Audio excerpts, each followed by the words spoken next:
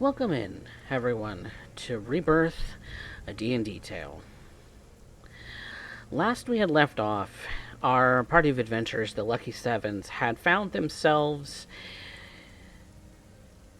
needing to go to Colcaster once more, the capital city of the Grioran Empire, to find a research facility that was housing the experiments that the Grioran Empire was doing on their special ops for the military. They found this research facility, found their way in, and were watching and waiting to see what would happen as the scientist that they were looking for was performing some experiments already. Little did they know that the research was going to be interrupted by a special ops recruit named Caleb, whom they have had interactions with before.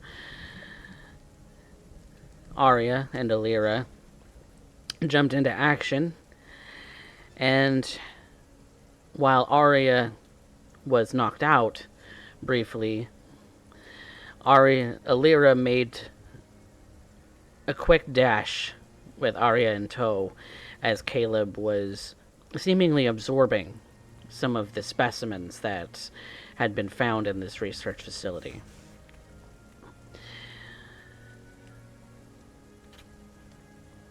And now, with the scientist in their possession, with him being held by Lagon at the moment, the next question is, what do they do next? They have yet to ask questions and really kind of interrogate this person yet. So we're continuing shortly after escaping. Before we really get into the interrogation, though, let's get some thoughts from the ladies of our group. Let's start with Vanya.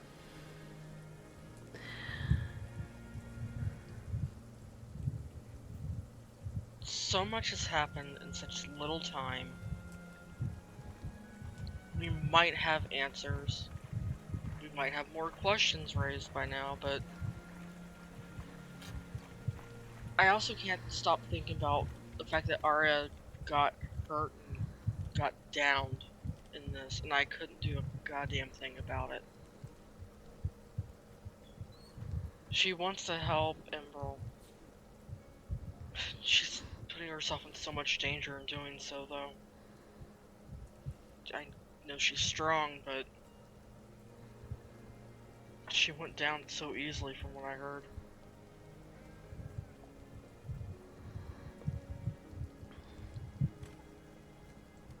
Cat. Hmm. How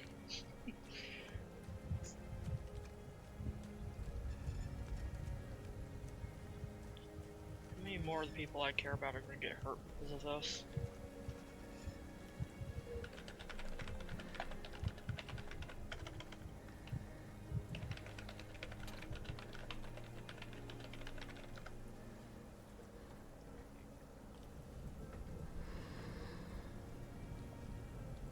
Any other thoughts, since this is your home country and things that go on here affect you quite a lot? Thank you. That's another thing I wanted to add. Just been a day. Killing some of my own countrymen also weighs heavily on my mind. I can make all the justifications in the world for it. Doesn't mean I like it. Doesn't mean it doesn't eat at me. And then a potential rebellion against the Emperor caused by us. I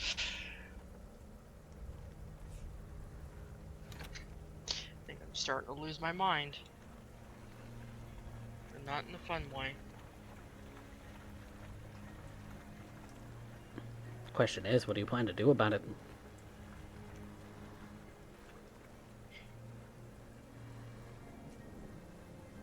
Like I said, I can make all the justifications in the world.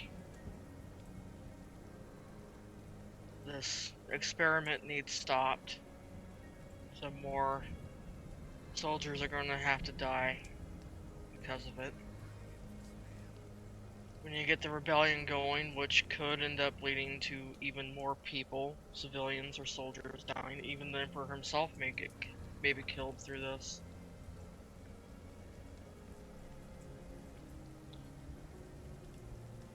And all in the name of the greater good.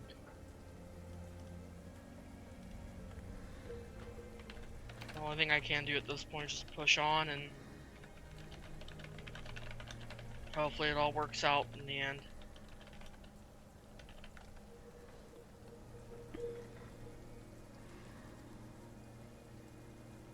Hopefully it all works out for the greater good, as many of your party members are starting to say on the regular basis.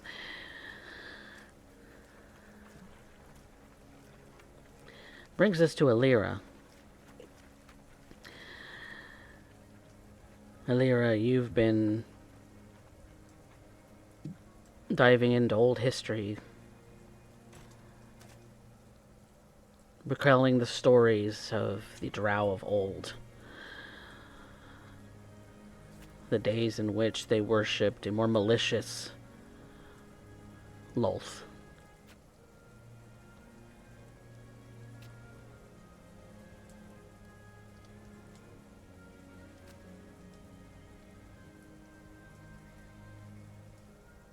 For all the times that we had below,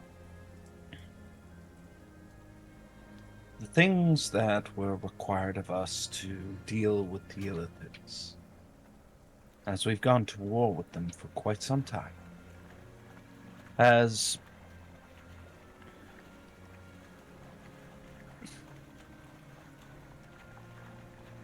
made me wonder,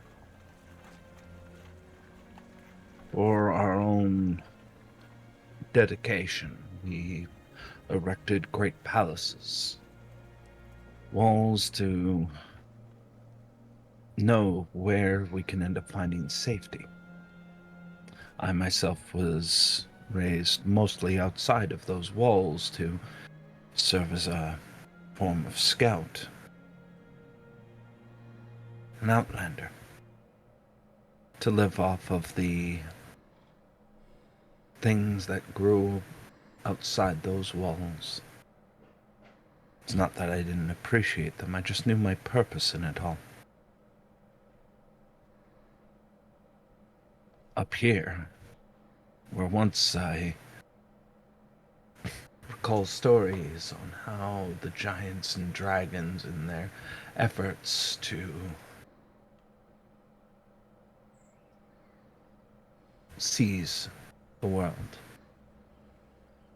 instead left it a smoldering flame. Were it so simple. Now I find myself among the Lucky Sevens, and I at first wanted to end up serving as an observer. That was the goal. And yet now, I find myself struggling.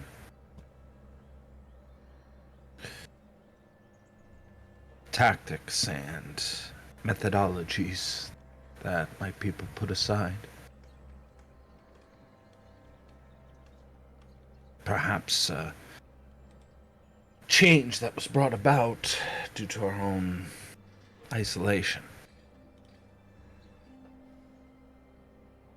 Now that we find that the realms of men have taken the entire surface, where the descendants of giants and dragons continue, where mechanical wonders stride about, bridges made of light, and ships that near sail on wind.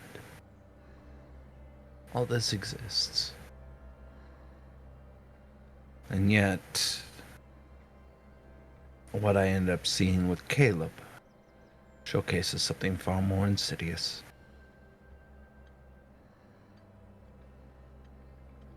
And now I wonder. I've given myself to that more. A history that we'd rather not discuss. Perhaps it's shame. Perhaps it's necessity.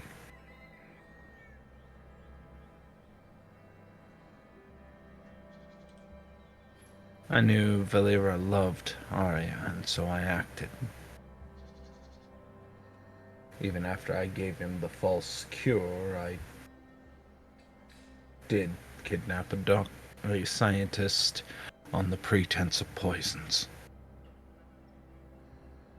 Deceit, lies, treachery, poisons, assassinations, kidnapping, learning to plan for entire massacres.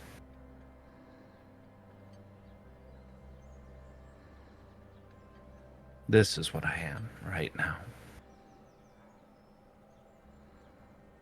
This is what coming to the surface makes you.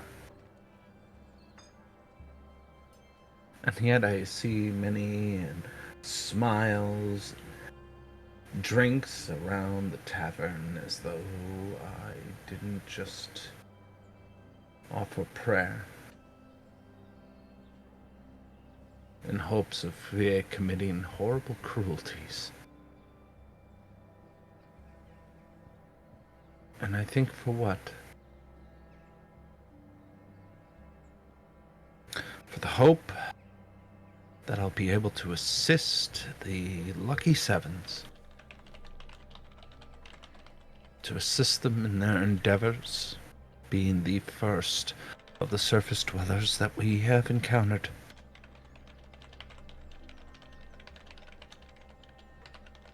And I see the eyes of Valera and Arya. I recognize what it is.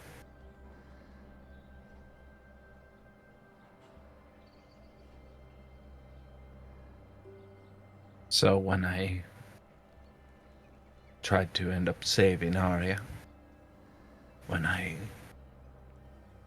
brought her back,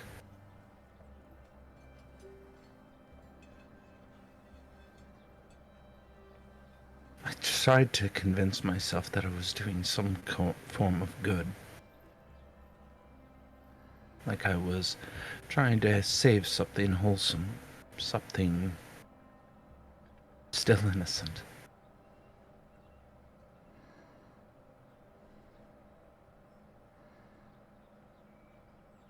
But instead, all I can do is remain in silence.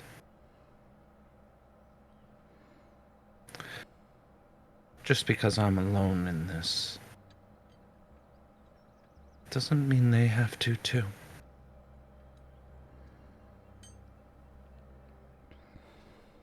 But before I start thinking of that as a noble prospect,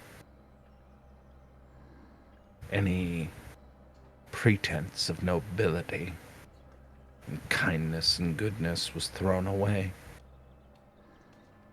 ever since I met the Lucky Sevens. That's the truth that nobody wishes to end up acknowledging. And so it becomes an open, dark secret. The thing that's right in front of your face. And no one can acknowledge.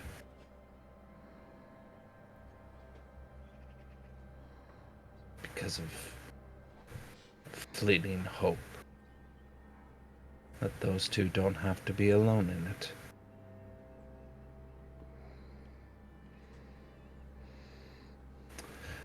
I'd almost hate them out of spite, or perhaps be jealous in that regard. But that's for Lot to decide amongst her web. I've already cast my die.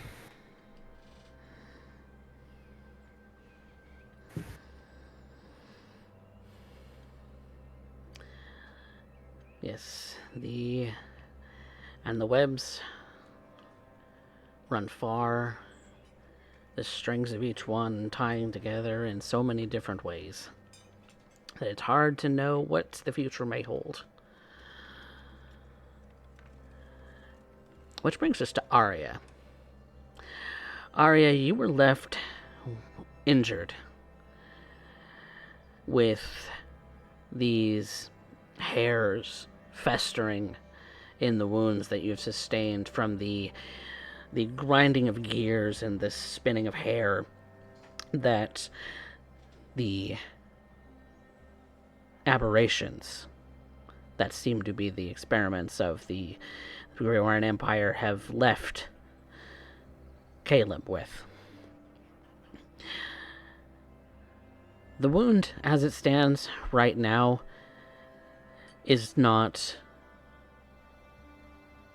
It's not bleeding profusely, but it is not closing. And Lagon has set himself to performing an extraction of all of these hairs to remove them from you, as he did with Cypher and Selter. But it may take some time in order for that to be fully removed from you. What are your thoughts now that you've somewhat been infected?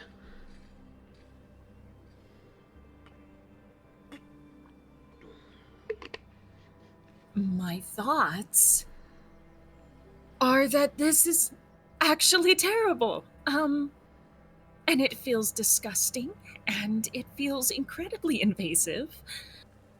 And I would like it gone sooner than later. Unfortunately, Lagon is rather busy at the moment, tending to, well, getting supplies necessary for medical treatment, and I'm not excited to just sit and wait. These hair worms, I don't know what the fuck to call them, in me.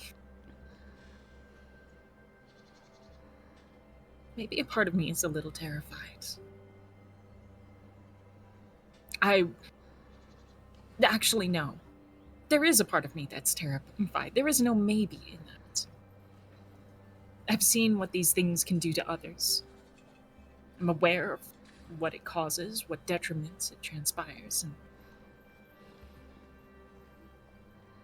I'm just hoping that nothing happens. I can sleep normal. That I can think normal.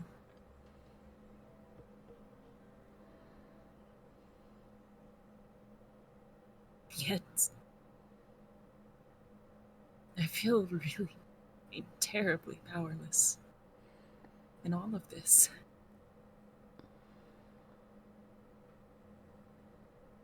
The past few days have been nothing but horrible in that regard. I come face to face with a true dragon once again. Terrible thing. And,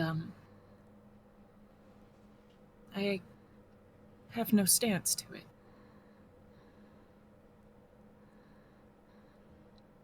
I am merely just a small puppet dancing around to it. Doesn't even acknowledge me as a person.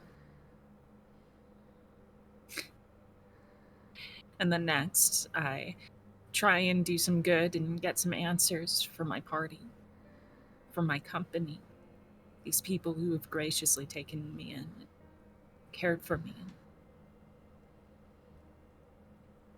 cared for the one I cared for.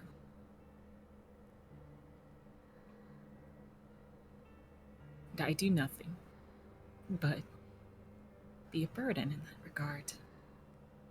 Cause problems. I fall in the midst of combat. I can't reasonably defend myself against an attacker.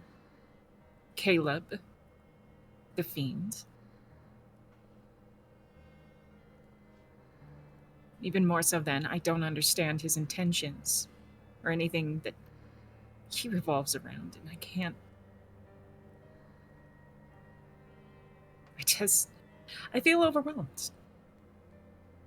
I feel as though I'm powerless to what we're getting into. As we go through every single city, we're noticing that this force, this power, the Shonaruth, the great thing that destroyed civilizations, and this old god that has comprised all of these cults, somehow this is all connected, and somehow I myself am finding that I am microscopic in those threats.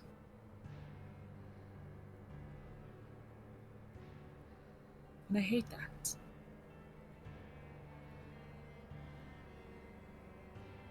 I hate feeling trapped and powerless.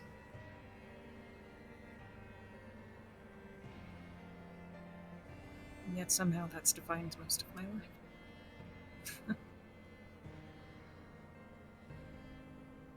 Terrible irony. I'll keep my head up, though. It's not to say that I'm alone. I'm deeply grateful to Lyra.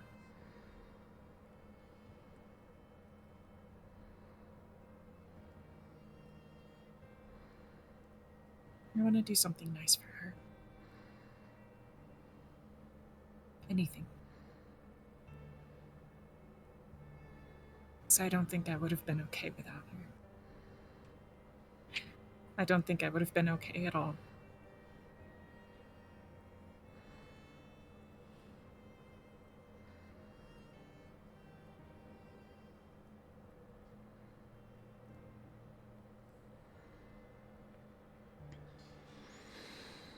Well, you have a scientist in your possession, whom you can save your interrogation for later if you would like. As there has been a message from Cypher that there's been a change of plans, that he won't be going to the, I think it was the West Haven. Instead, he will be bringing his colleague from there to Colcaster. So you don't have to leave the premises of the city to meet up with him. And you're free to come and visit him in a little while, once you've gotten yourself settled back into the city. And he has let you know of a tower that you could possibly be able to use briefly to take care of this meeting. But that is on your timetable whenever it is that you like. He will simply be waiting.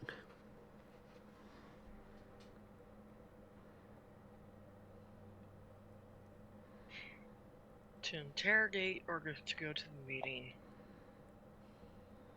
Oh, interrogate first. I don't want to keep this man any longer than we should have to.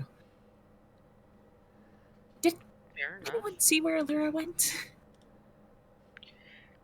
I think she went to go feed ramen.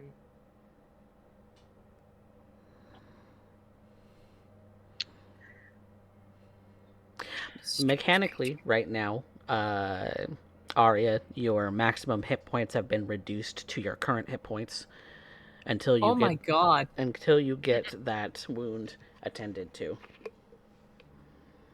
That oh shit. That's a whole 15, my guy. Mm-hmm. Oh. We are not okay. We are not okay.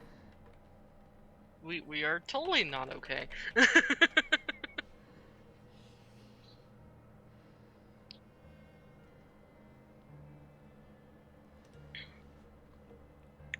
Vanya is checking on the wound.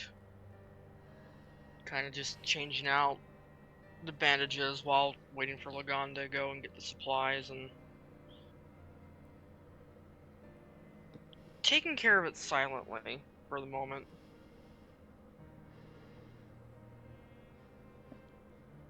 Meanwhile, your scientist is in what form of a brig you've kind of temporarily set up on the ship. It's kind of makeshift. It's more that he's in manacles at the moment that that may or may not have some kind of glyph of warding on them should they break. If it was made by Lagan, it's almost guaranteed that it's got something that will insta-kill him if he tries to get out. Oh, so. yeah. Oh, yes, absolutely. It's going to be less than pleasant. Yes. All right, So, I trust Lagan's decision making. He's a well balanced individual. He's kind of left you guys, the charismatic ones, to do all of the questioning, as he is not exactly a people person, but he has definitely made these manacles so that should they break without him dispelling the magic first, well, there's going to be a fireball of some kind. Or radiant light, or some combination of the two.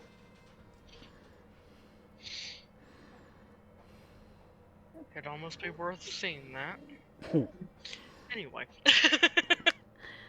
In which case, the scientist, his sort of glasses and long black hair just sort of kind of draped, like kind of fogged up just a little bit. His robes, his scientist's robes, kind of tattered from the sheer amount of running that all of you had done.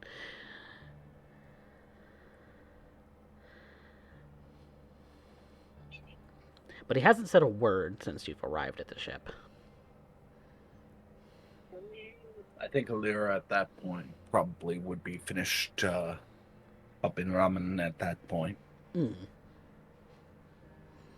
And he's a very happy kitty. Yes, I imagine so. With that in mind, Alira would probably be waiting just outside of this makeshift holding cell.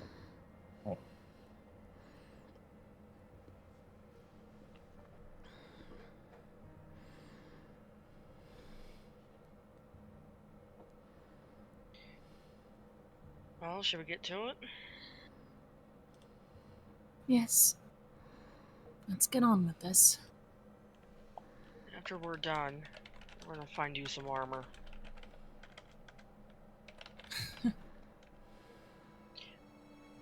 I still have my old set. It might fit you. Hopefully. Though I admit,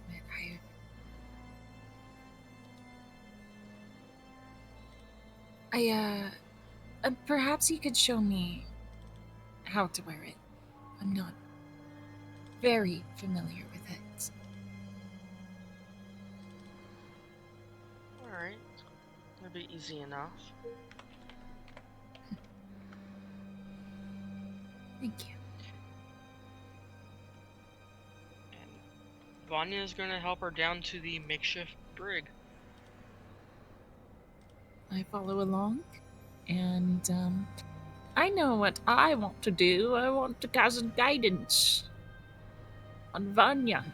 Guidance on Vanya.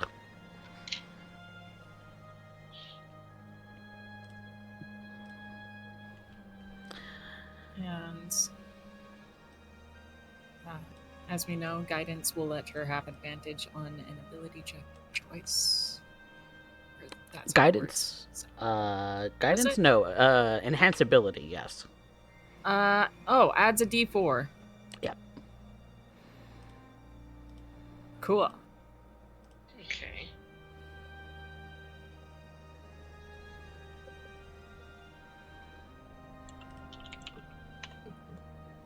All right.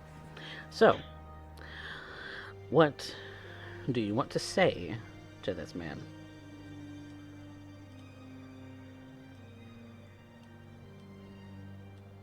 Well, as we enter the chamber, the holding cell, so to speak, we go ahead and make my way to look at this man. I'm getting sort of a visual read on him.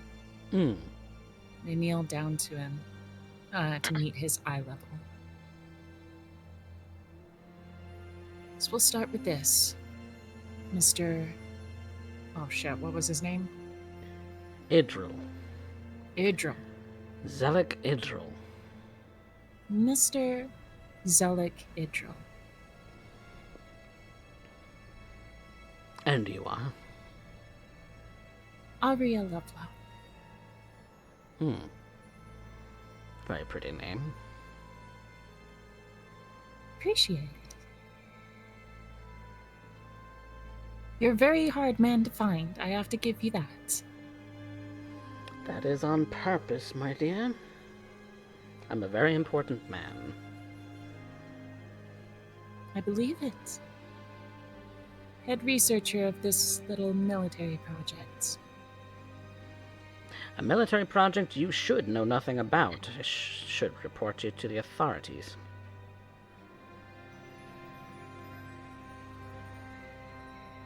Well, For treason be- against our emperor.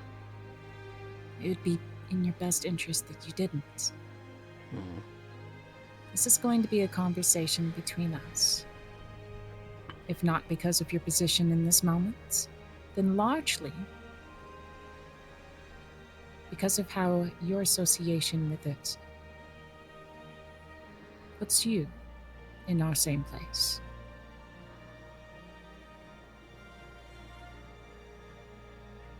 I'm curious as to what you think our positions are here, my dear.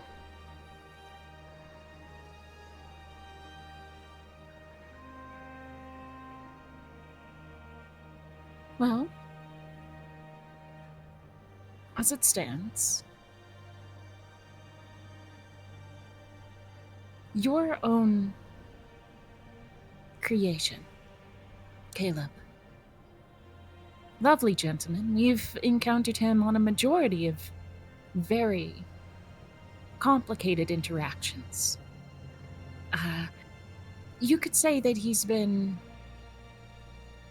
a most unpleasant surprise during our travels. Only just recently has he been of a nuisance,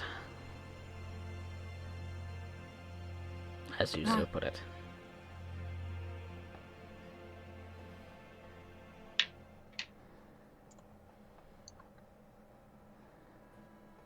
Maybe you can enlighten us a bit.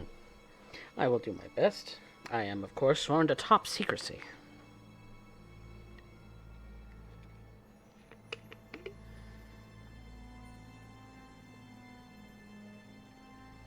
To say simply, we were not looking to get involved.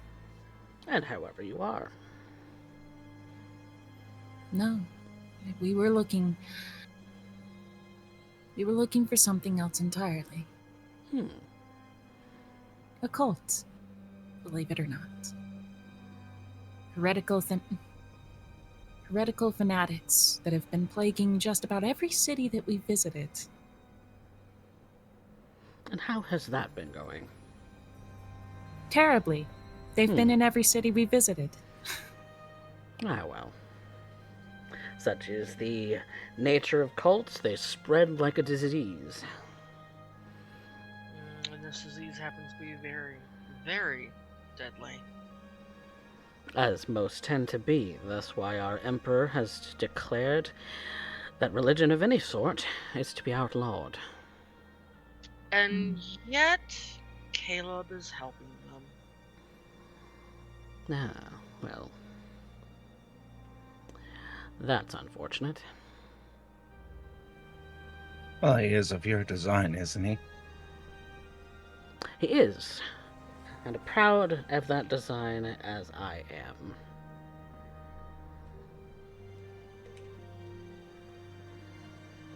Everything has been going according to plan. How so? He is very closely monitored for his interactions. Yes, he did stumble upon our research facility, but that was my intentional design. I'd like to Could- insight that. Go Yeah. for it. That sounds I'd like like bullshit. to Anyone who wants to can insight check. It feels like bravado at this point. Yeah, I planned for this. Uh-huh. You planned for him to almost fucking kill you? Uh-huh. That 20 first roll. You know what? Buy good That's rolls great. for the rest of the session. It It's was okay. nice. It was nice you visiting. Yeah. Okay. I got a grand total of 3. 3. 3. You son of a Machiavellian bitch. son of a bitch. That'd be a 27 with the modifier. Whew. And what was Alera? Did Alera roll? No, I am. You Taking him know at my face policy. I avoid rolling whenever humanly possible.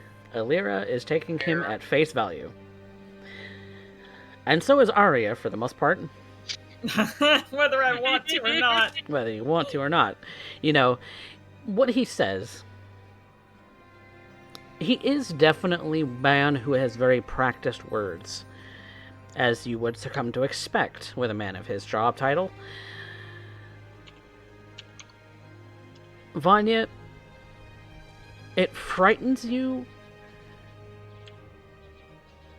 how well he's able to take a situation and spin it in his favor. As that's kind of what you're reading off of him. Yes, the attack might not have been completely intentional, but it is fascinating to him.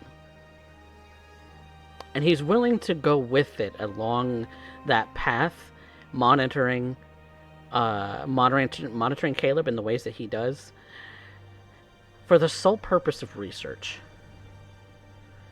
This is a man who would go to the ends of the earth to study something before succumbing to fear.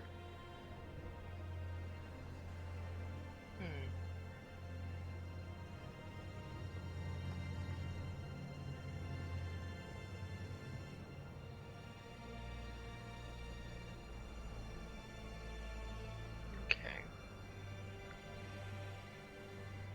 He's very stoic looking too. He definitely does not.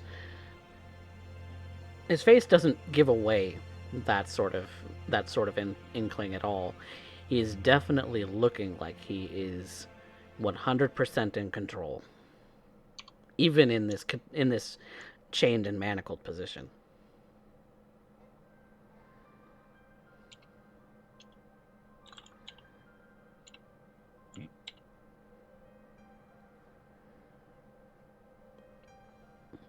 So, do with that what you will. She's gonna lean over and whisper to Arya. He thinks he's got this turned around on us. I don't think he does.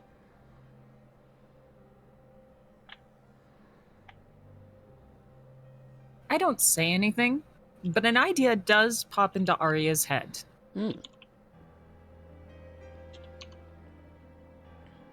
She knows how to swoon these types over. Because that's literally every dragon she has interacted with. That's true. You let them think they're in control. You let them. Because the more they think they're in control, the more they unwittingly tend to give away.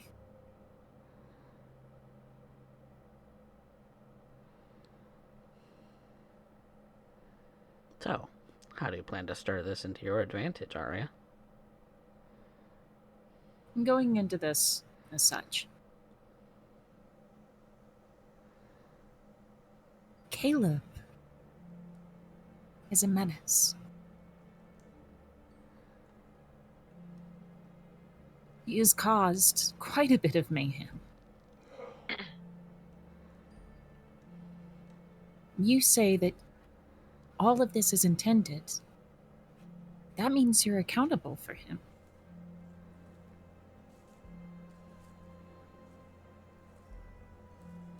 He's a menace, but he's not unstoppable. You seem to know a way to stop him.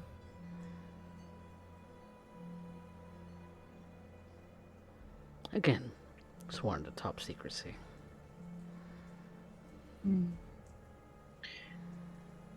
He says with a very confident grin. But the problem with that top secrecy is that while you might have the answers, at what point is it that you will stop having the answers? Where do you draw the line, sir? That depends on what line you mean.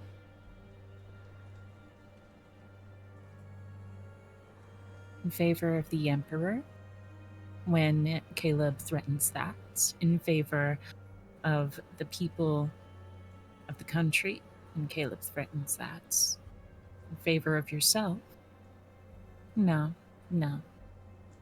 You didn't seem too worried when that was threatened. Except for when our friend here threatened you.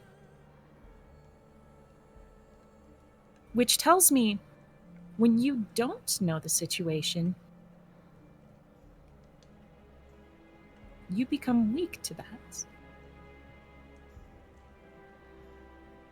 That's when the fear caves in, or curiosity.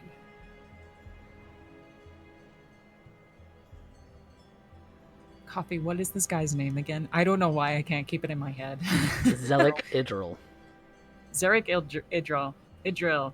I'm gonna put it. Zarek You have Idril. a character sheet on Roll20 that highlights him too. Where?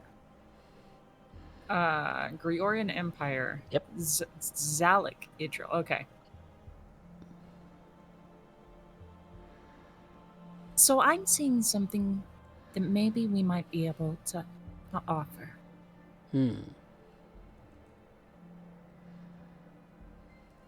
You don't like the things that you don't know, sir. Who does? There's plenty of In fact, I people have who a live there. fascination with things that I do not know because it means I have not done my due diligence.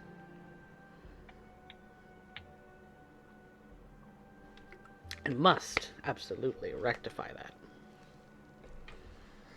I agree.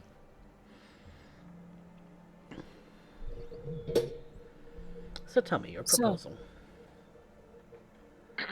My proposal is simple. We'll test the boundaries of what Caleb is capable of.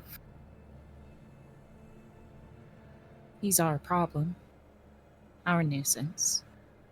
He became a threat to us in our ventures, and it's almost guaranteed that he'll continue to do so. That sounds like a very personal problem to me. But we can offer you the option to be observant of it.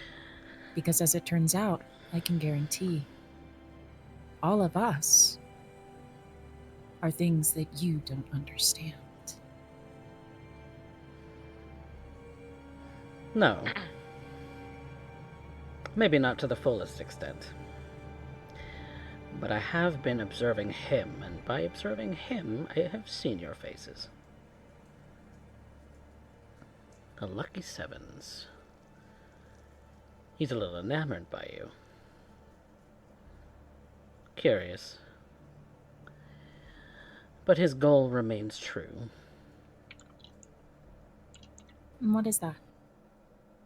If I had told you, you wouldn't have any reason to propose an offer now, would you?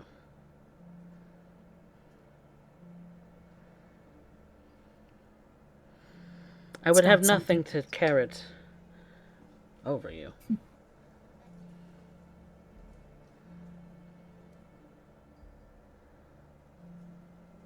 His mother. That's the big horrible tree out just across the mountains, isn't it? If that is what you wish to believe.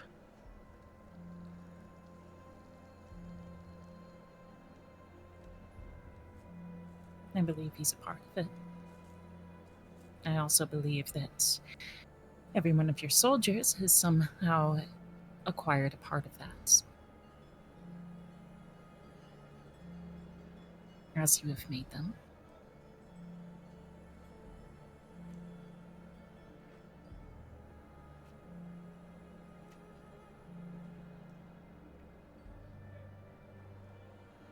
In truth, the real truth,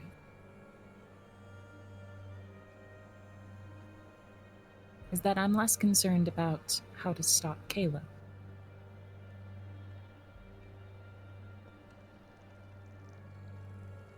And I want to know how it is that we're able to remove these things from someone else. Oh, my dear, that's an easy one. You don't.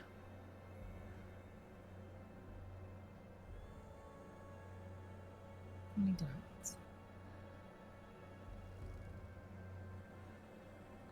Soldiers of the Genesis Project volunteered.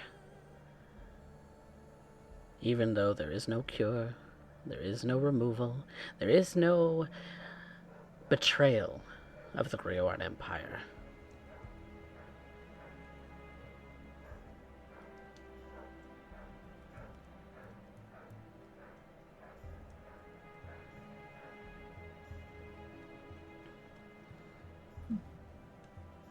Yeah, why do I feel like that's also?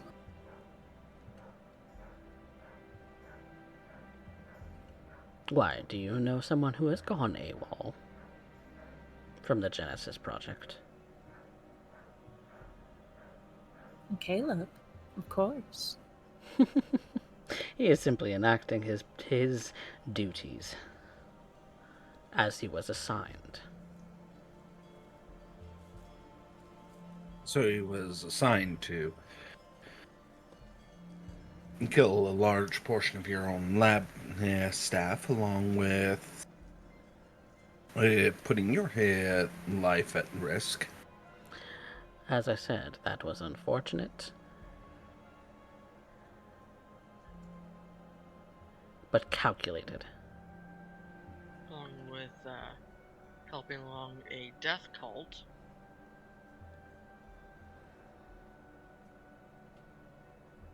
Doesn't seem very Grioran on that last one now, does it? As I said, you're in the shit pot as much as we are. Better to weed out the infestation. Oh, yourself? I would not subject my soldiers to something I have not subjected myself to.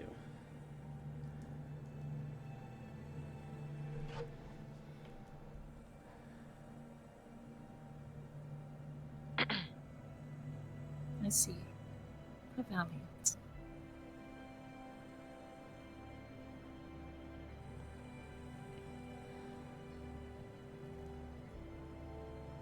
And yet, you do subject them to something that you don't understand. How else is one to develop research?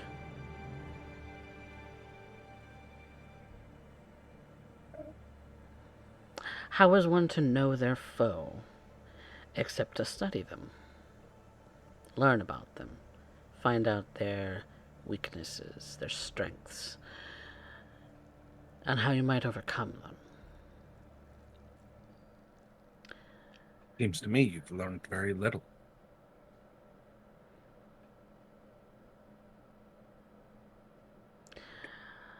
You also know very little.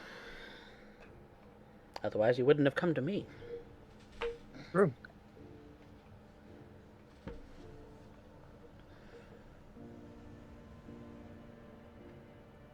My offer, Zalek, is I think that you and I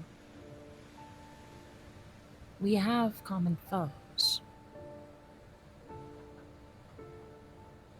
Perhaps indeed we do. You want to learn about them as much as we want to. And in turn, you want to see how far you can push your project.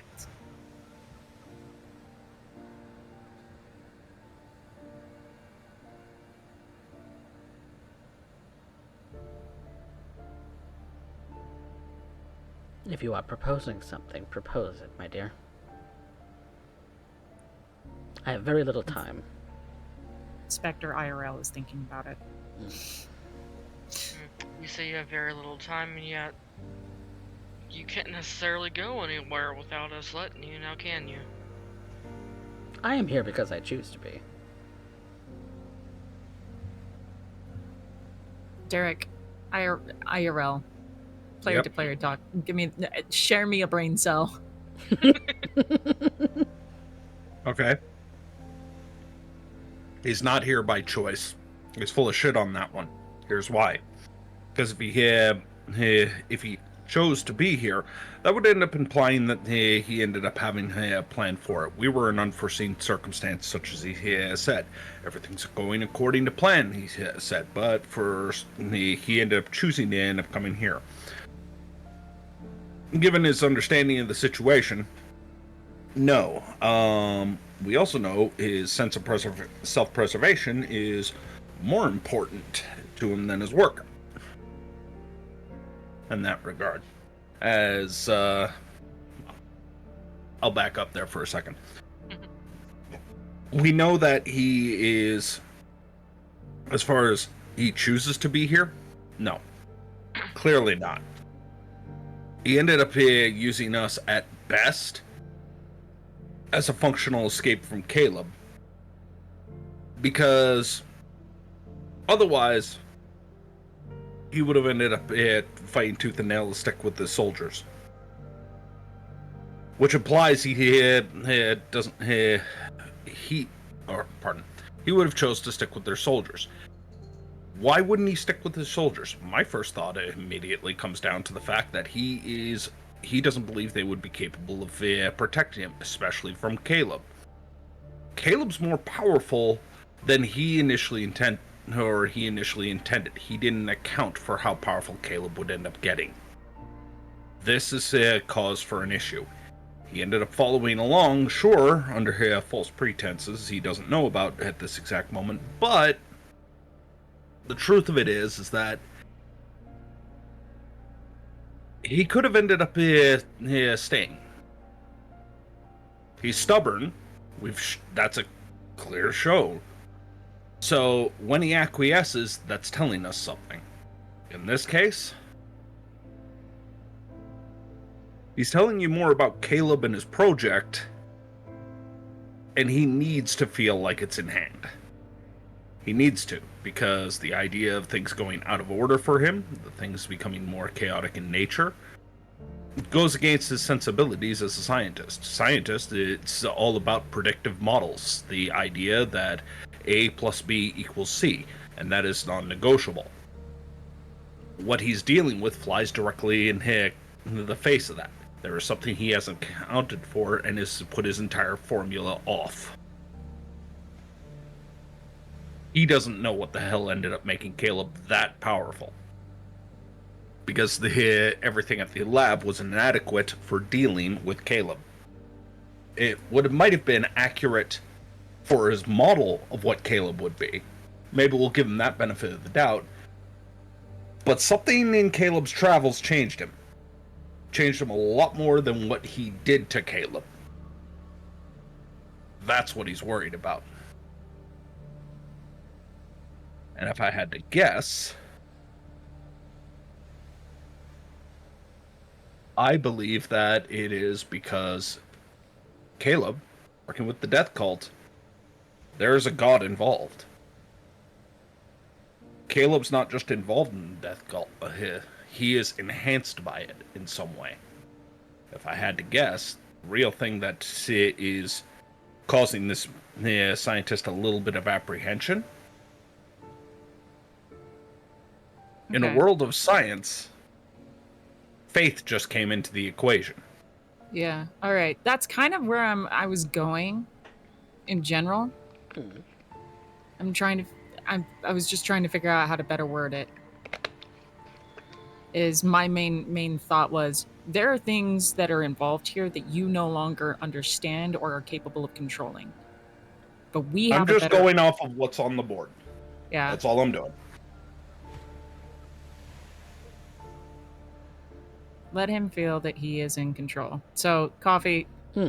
that's kind of the route I'm taking Okay. with this conversation. In character, Hmm. Back to in character. Thank you, Derek, for having the extra brain cell. It's okay. Do you need a dice roll, or do you want to Oh, I'll take the dice roll. Fuck yeah. Okay. This So is if you the want the one dice thing to I'm speak good for at. you. This is the one thing I'm good at. So that is going to be a charisma. It's going to be a charisma roll of some kind. Uh-huh. But how are you planning on swinging this information to him? Are you deceiving him? Are you persuading him of? it's a persuasion. It's a persuasion. What I'm basically saying is,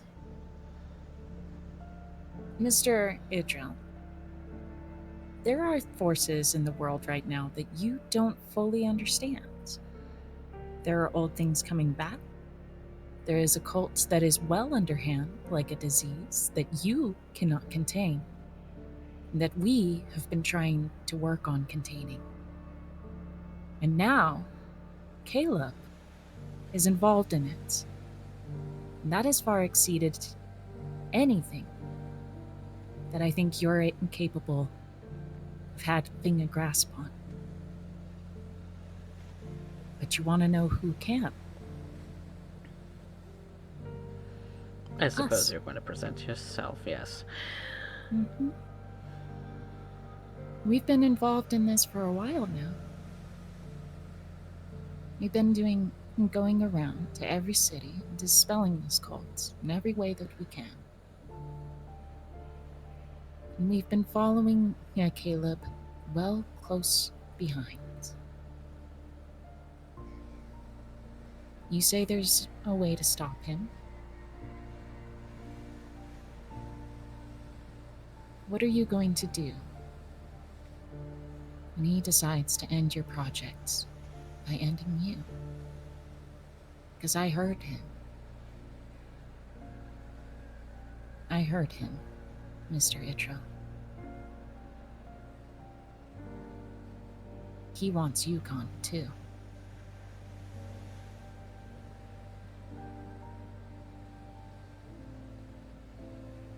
I don't think the project continues when you're gone, does it? Make a persuasion check. I'd like to give her a bardic inspiration. I'll take it.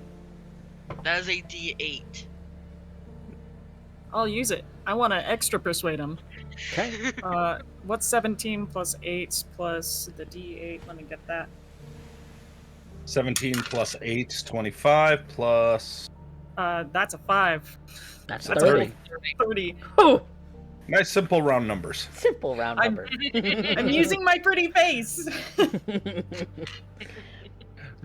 Arya's got the glamour.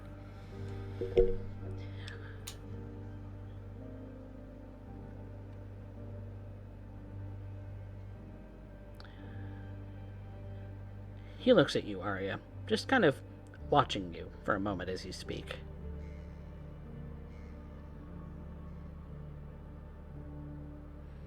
If you insist.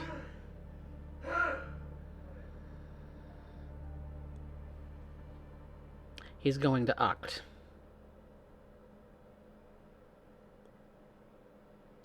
Oh, well, that's convenient. So were we. Center of the wasteland. That's To where the you'll tree. find the large tree. Mm-hmm. Most of it has atrophied and died.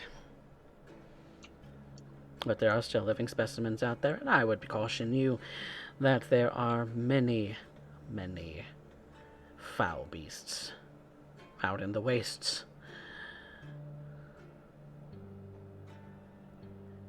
You bring his head back to me. I will see that the Emperor rewards you handsomely.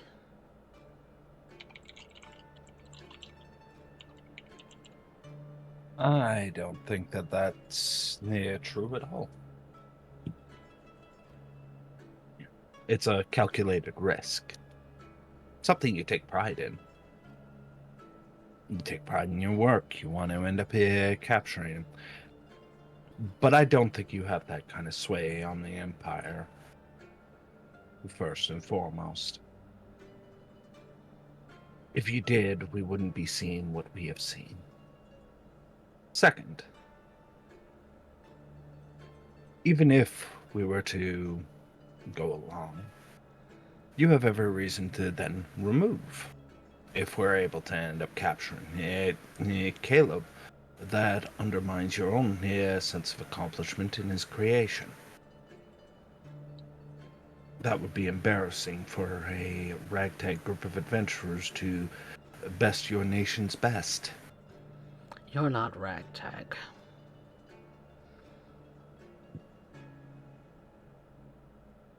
Third, if we were to end up going through, we are going simply off of your word. Scientifically speaking, there's no true cause and effect in action. And all the actions taken thus far are of no benefit to the Empire once you end up having your return of sample. Suspicion was a wonderful thing. I do not want his return. I want him Simply removed. If he is as big of a threat as you claim him to be, then I cannot have that coming back to my Emperor.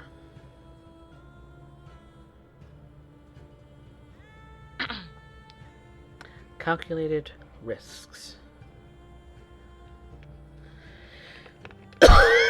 And you seem to think that he is of more importance to me alive, where he is not.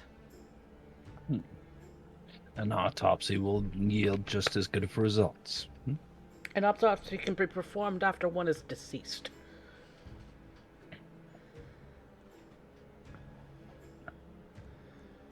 I do not need a living subject to perform an autopsy.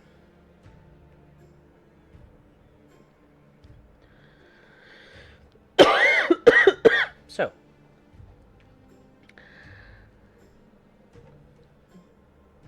do you agree? There is one more loophole here that I think you yourself mentioned.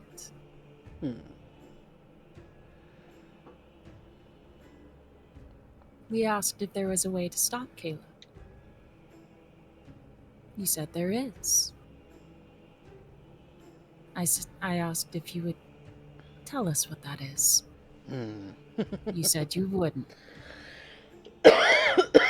And now you're saying that you want us to bring his corpse back.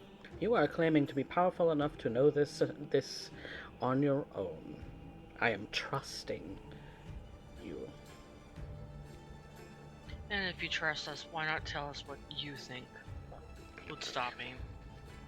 But if that information gets out to our enemies, then of what use would top secrecy be?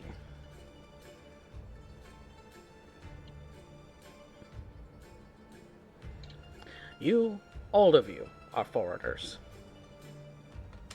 I'm not. And I'm not seeing how this factors into this. Because I'm not talking about any top secret government project. I'm speaking strictly between you and I. You as a scientist, your creation, your accountability,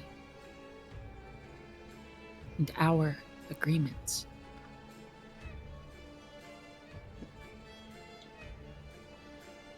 If you want me to sign a non-disclosure, I can do that. All of us can. Signing a non-disclosure means nothing in the real world. But we are already too deep, and the secrets are already out. They have been getting out because you don't have the reins on this anymore.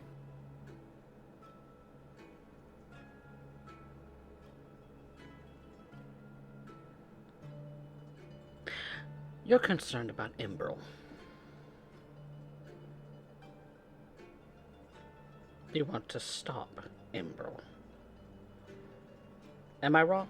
He looks over to Vanya. I also looked at Vanya. Why the fuck is it that everyone knows your brother? To be fair, relatives tend to look the same. Or at least alike. I'm gonna put a bag on that man's head next time I see him.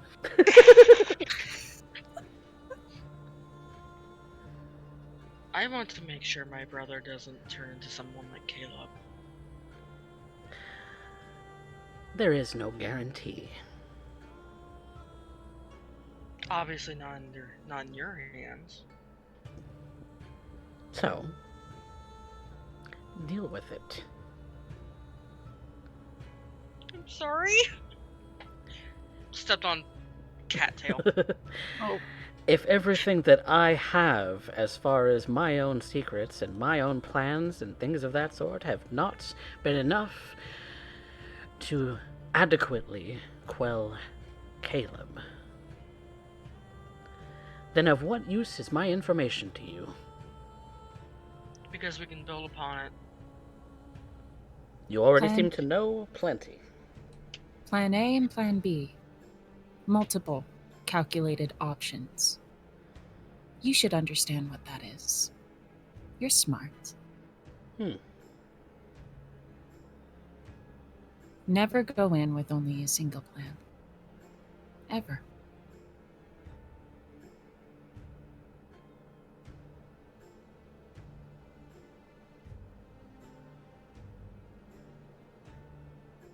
Or I suppose we could just bring the information directly to the Emperor. That is That you certainly yourself your are a prerogative. traitor to your entire empire and he can just cut off your head. I mean, we have plenty of evidence. To what degree? We've only just met. Bold of you to assume that we don't have everything to collect that evidence. Right here, right now. You're on our ship after all.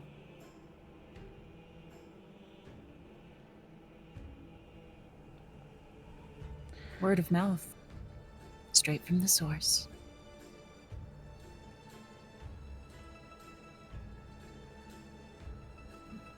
And that is a bluff. Make a deception check, because he's looking right through you. Alright. Well, so this is all I've made Arya for, so I hope you're prepared. So that's gonna be a deception. 16 plus 4, that's a 20. What does he got? What does he got? He narrows his eyes at you.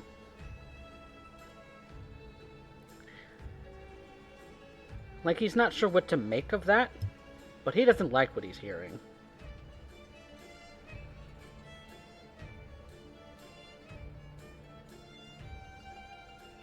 Alright. You want my information, even though it is useless to you? You say it's useless. It is. I think that's up for us to decide now, isn't it? So what is it specifically that you want to know? You said that you knew a very specific way to stop Caleb. According to my calculations. You are so confident in your calculations. Share with the class. And you are not confident in my calculations. That's right. That's what science is, sir.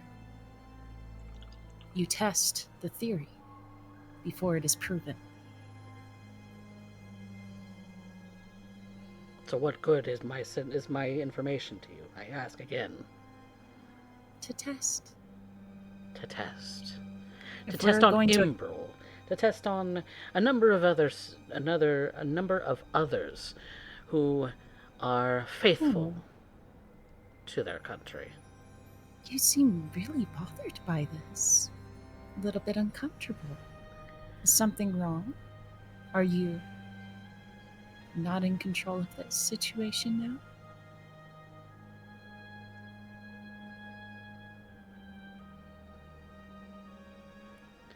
I should have you hanged.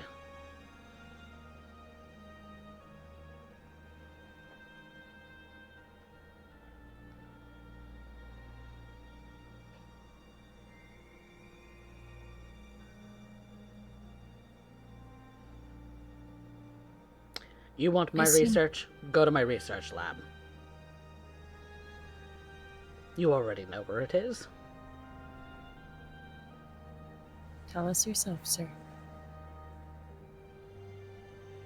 As I said, Tell us yourself. Please.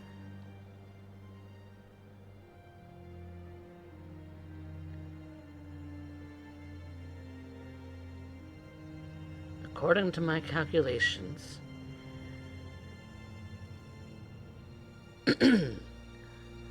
a simple phrase should have immobilized him. Should have. Should have. Implying you've already tested it Yes. during the encounter. Yes. What was the phrase you uttered?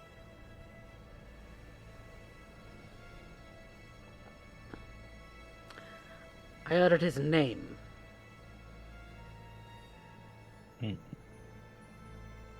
I'm gonna insight that. Go for it. Yeah. Because I have- what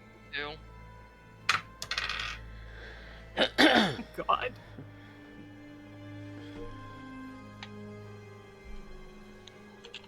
Math, please. 23. Oh my God, thank you. That's my Hey. girlfriend. I got a 4. Hold on. Okay. You know what? No, I'm gonna wait. I'm gonna hold off until we get this part done. Okay. Light bulb. Light bulb. Uh-oh. Uh-oh. Aria got a 4.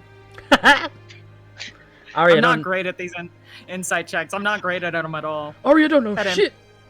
Head empty, no thoughts. Nope. She's just pretty.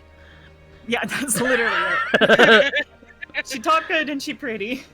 She's just ancient Bilbo. Bimbo. But Vanya,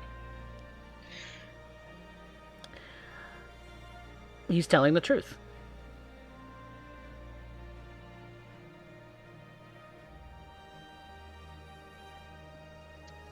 Does it have to be uttered by you, or is it anyone? Myself alone.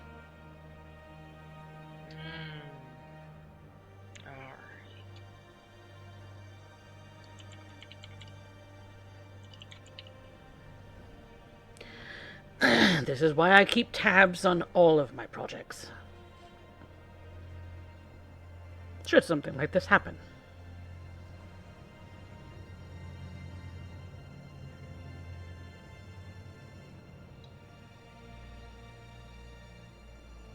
I really do have an important meeting to get to.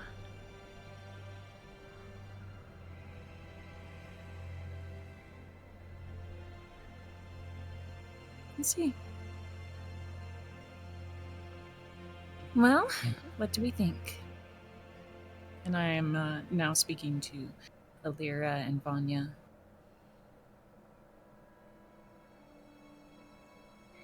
What's our next step? She gives a pointed look. The scientist? As if to more or less say, what do we do with this guy?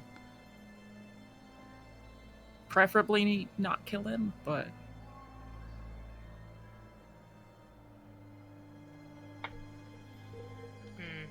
Well, we were going to go to Act anyway.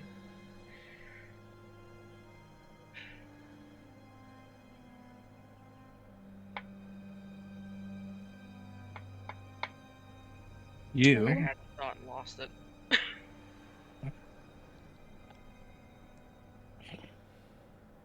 all right. So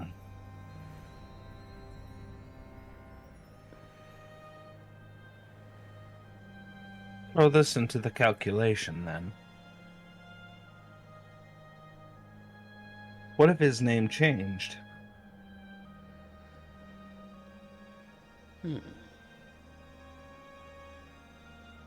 An interesting hypothesis. Not one that I had really calculated for.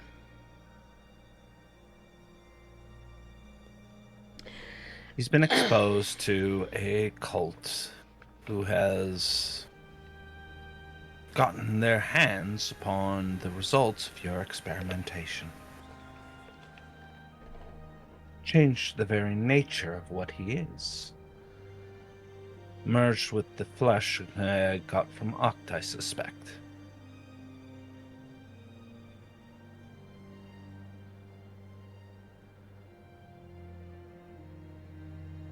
Am I correct in this hypothesis in his creation?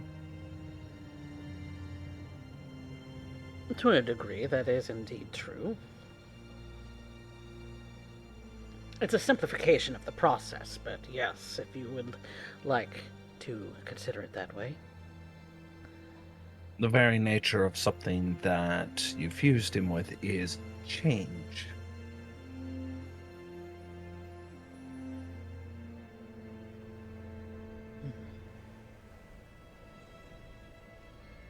Perhaps you're right. And now, under this new creation, influenced by these cult members, you have a... how shall I put this? Sorry. I have a coughing fit. You have a individual who is ultimately nothing akin to the thing that left your lab in the first place. With far more power than you anticipated. And Caleb is, from my understanding, far from stupid.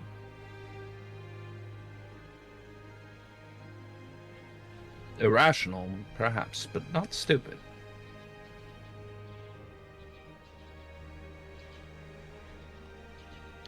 Certainly not something that came up on his initial evaluation. Would he know enough to recreate the process?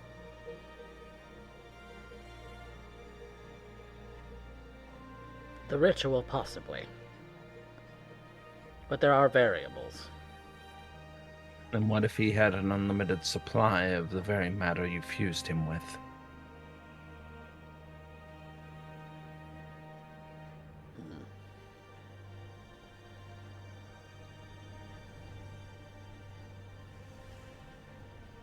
I'm beginning to see your point.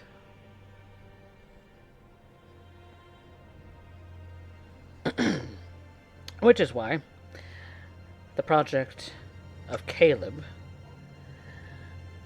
Seliker must be eliminated. And I suppose employing you to do so will be beneficial to both myself and to the Grioran Empire, and thus the Empire would be very thankful for removing this threat. The threat is not Caleb.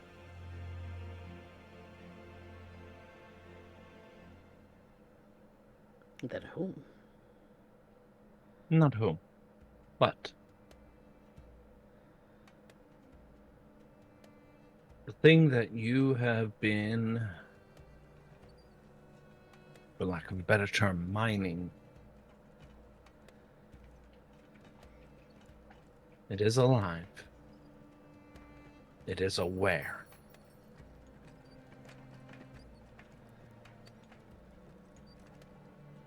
And at this exact moment, Caleb, fused with this, whatever you wish to call it,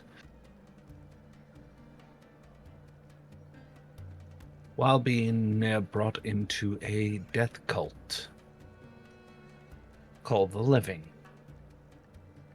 bring back the dead, and crafting said corpses into an abomination, cultists into abominations,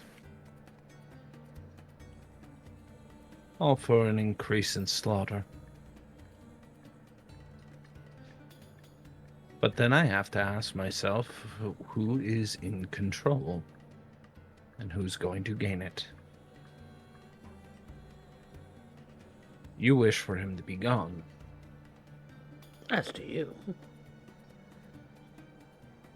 But you'll create another. And then another. And then another. Because the threat you perceived is the creation, not the materials.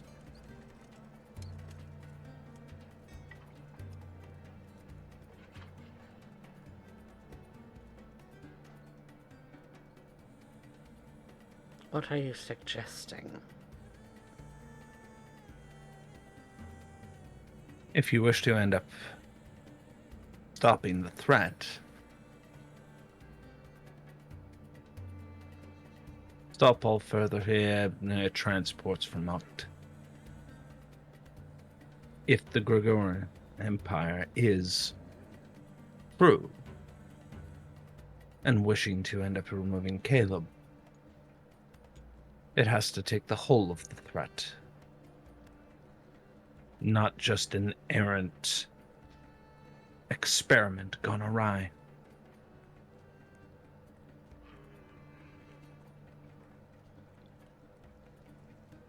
And leave my country weak to the influences of other nations. You're already weak. This is not strength.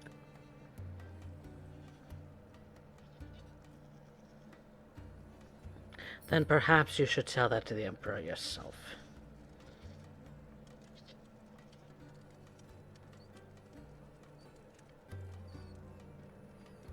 All I need is convince you. After all, you said, on your word, the Emperor would shower us with riches and reward us justly for the removal of Caleb, implying you have much more sway. I do have the Oh. Emperor's ear, yes.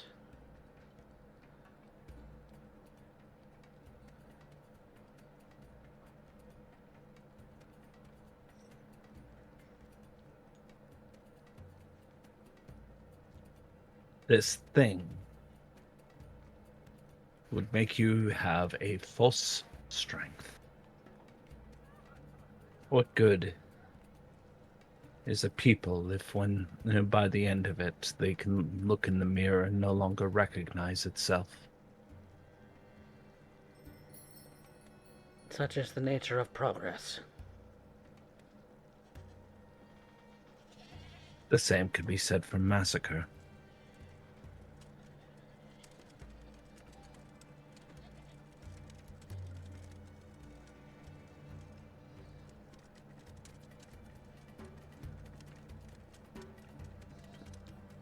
Take of it what you will. I am simply relaying a hypothesis. Indeed. One that I think you would end up wishing to take seriously. Oh, I This- intend to research this very deeply.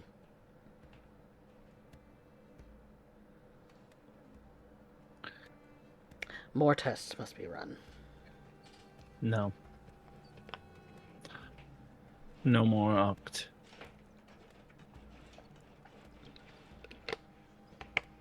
Should we end up hearing of any further deliveries, a continuation of the program,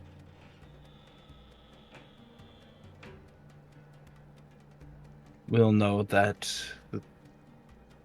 the words in the Emperor here mean nothing. In which case, what incentive do we have to end up hunting Caleb? A few gold trinkets would still make no favor to the Empire. It would still leave it a hollow husk of what it once was. All in an empty power grab, a devil's bargain, if you will.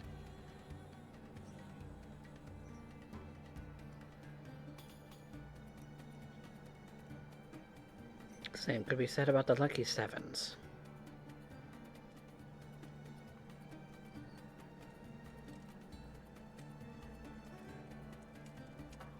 Better the devil you know than the devil you don't.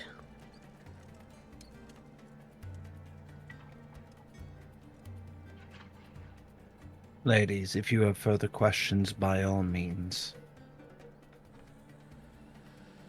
I leave his fate in your hands, and will honor your decision accordingly.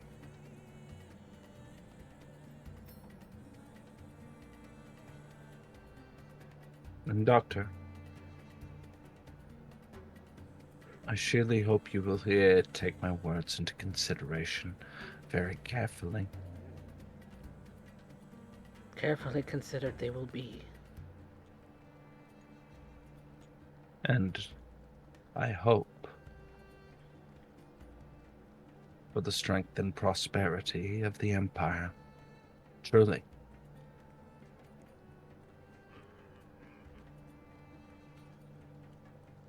If what I fear comes to pass, your nation's strength will be tested. But not just of military, but of character. What kind of nation do you wish to prosper?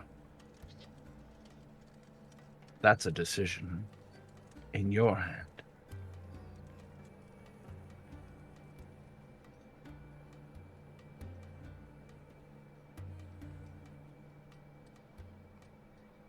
There's something to be said of loyalty. A trait I consider to be in high regard.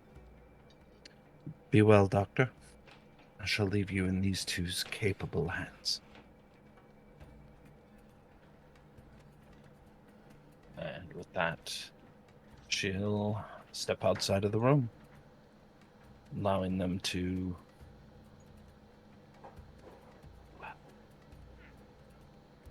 come to their own conclusion.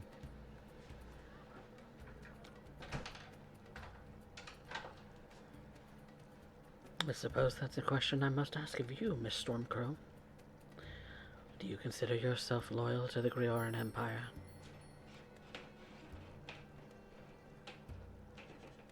To what it's supposed to stand for, yes. To this project in false strength, as Allura calls it. Not so much, I see it more as a danger from within.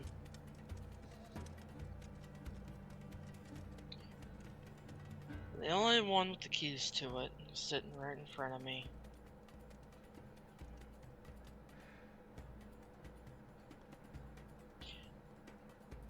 I suppose you have a very big decision in your hands then, Miss Stormcrow. I suggest, as you're taking in her words carefully, considering them, try to find a cure so more like Caleb don't happen.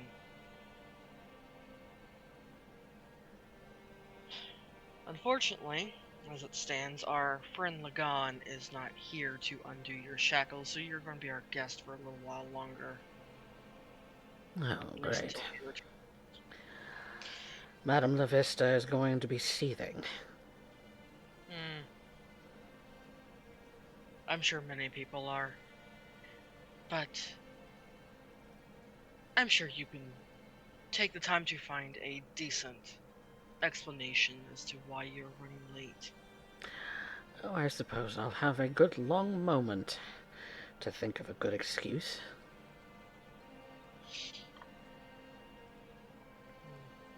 With that, she's just going to leave the room.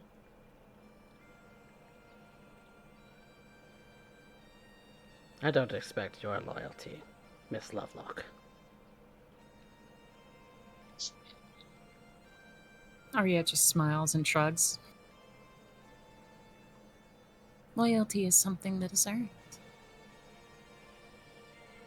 Unfortunately, all the nations I once belonged to are long gone. Except this one. Just the Sevens.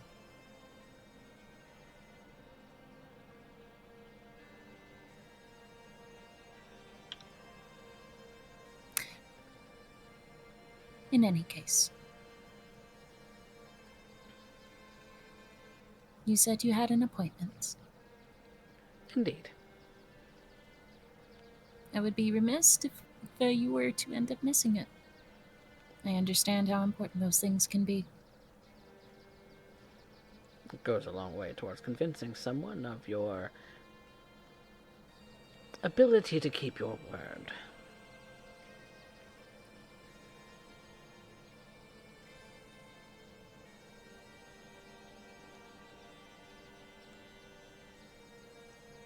Are you able to dispel these shackles? I cannot. I do not have dispel. Yeah, I don't have that. I do. Do I have that? Do I have that? Let me check. Since you select your No. spells, yeah, probably not, but it might be on the sorcerer list as something to pick up later. It is something to pick up later. I will find Lagan, and I will have him do it so. At least I won't have to wait long. But I gave you my oath. And it shall be done. And, assuming Lagan is still somewhere in town. Yeah, he's on the ship somewhere. Oh, he's on the ship somewhere? Okay. I'm gonna have Lagan do the dispel then. Go and let this guy go. Okay. Said I would. I never intended to kill him from the start. Okay. Against our better judgment, we're letting him go, but... Yeah, fully understanding that an entire empire is probably going to be after us, but, you know, like, that's an obvious call. The only thing that I can say is that he still thinks that we have leverage on him via some form of magical recording. Because of my 20 deception. I would imagine so. So no matter what he says, he thinks, like, he cannot reasonably bring that to light without also incriminating himself at one point. And also what Alira said. Okay. I have made a note. Great.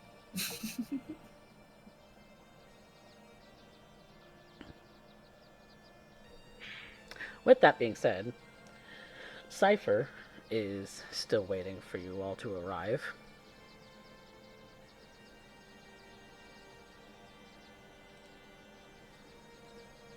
And I think after we make sure the doctor gets on his way, we'll start heading for that meeting.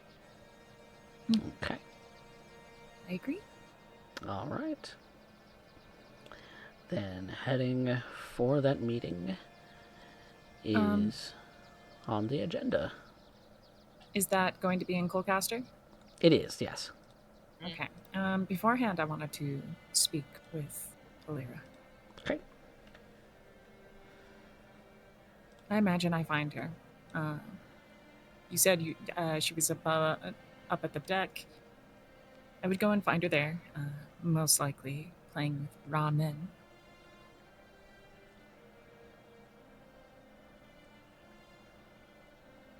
I'm a little shy approaching her, but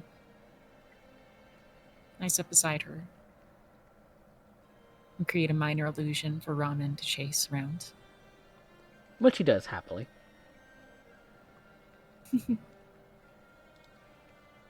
Lots of energy this one.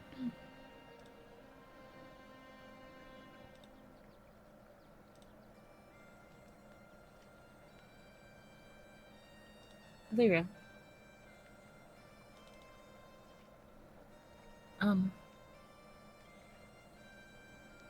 I wanted to thank you.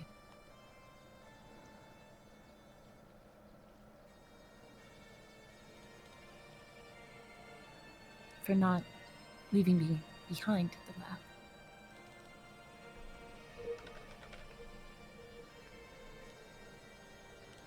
And also for healing me.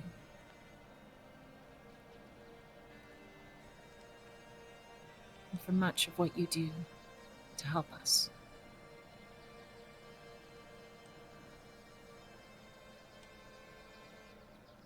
You are... I find myself seeking your wisdom a lot. You have a certain way of cadence, how you approach the world.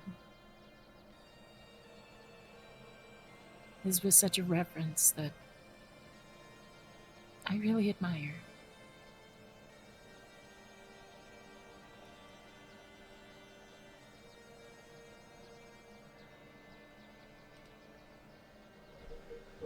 Reverence and, yes, just... It's stalwart.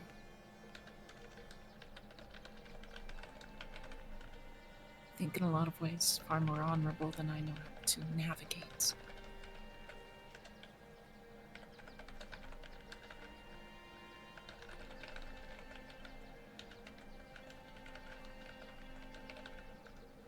I don't know necessarily if it means anything to you, but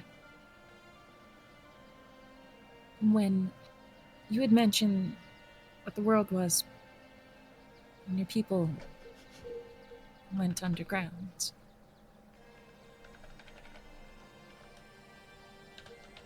I felt a lot of connection to you.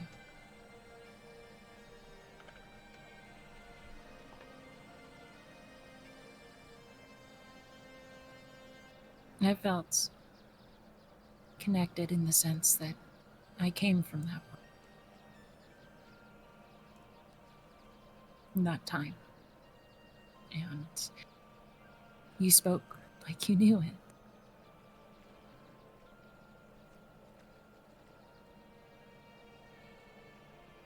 Neither of us really knew anything about where we are now, I think.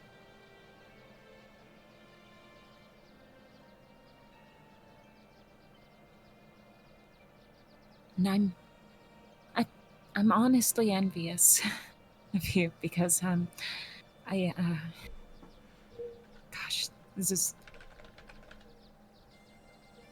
difficult to say. I'm envious of you because whereas I feel trapped in a lot of ways in that world, at old times, my thinking and in my behavior, I feel like I cannot help it.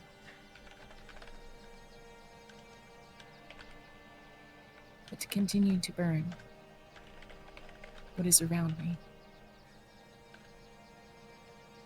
It's a means to manage, to fight, to feel, to be free.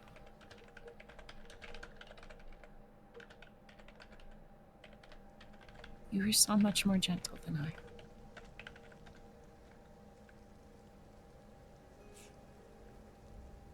be so much more grounded. Pardon the pun.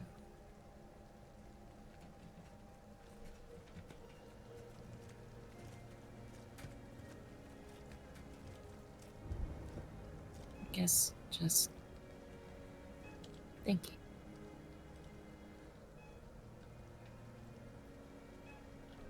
I value you.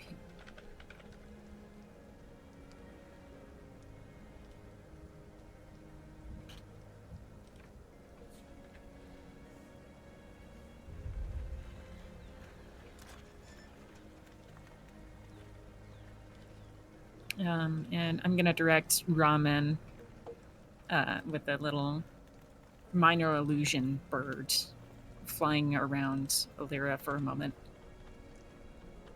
And Ramen chases around her rambunctiously.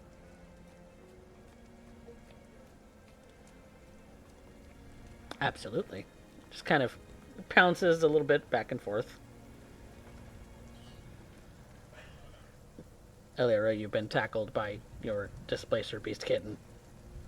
Not that he can knock Yeah. you over all that much. He's not that big yet. Yet. Yet. What's going on? Oh god, I'm on ground.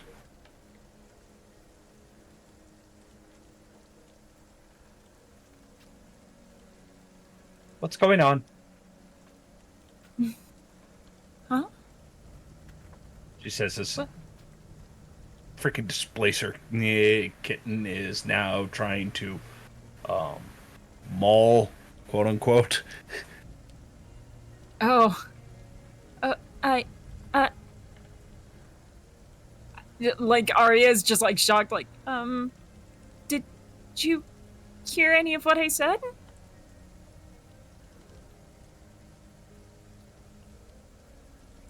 He tries to end up comment on it. Clearly, clearly thinking about Ramen, who is currently. I imagine, you know what? I'm just going to presume that Ramen would do the same thing that Malice would do, and is currently using those tiny claws to climb up. But, you know, Bastard. you're saying like, did you hear anything I said?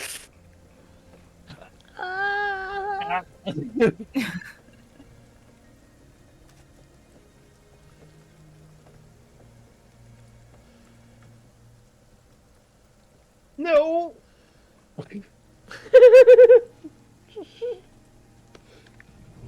Oh. Arya's just gonna reach over and like slowly pluck Ramen off of Alira's back. Hair. The claw kind of clips some of the hair. A couple strands are now loose.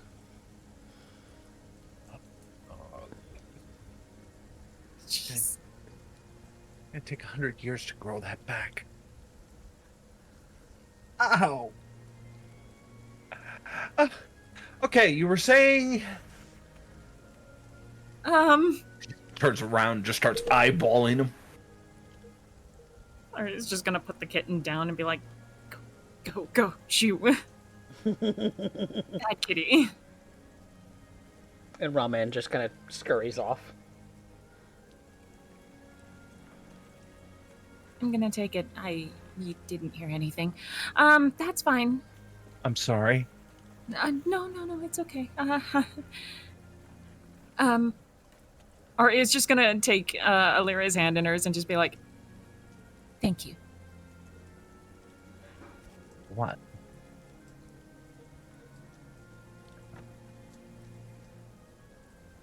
For saving me. For not leaving me behind. And thank you for being you. I value you. And your role amongst us and everything that you do. That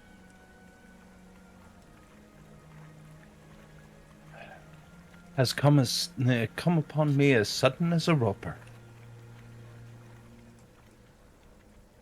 And out of the same place, no doubt.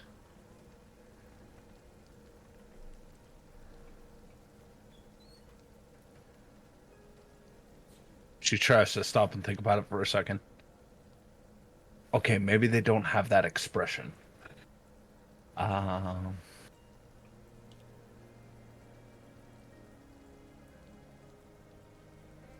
promised my queen that I would end up following you wherever you go to ensure your success.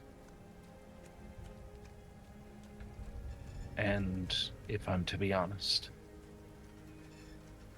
Vanya values you greatly.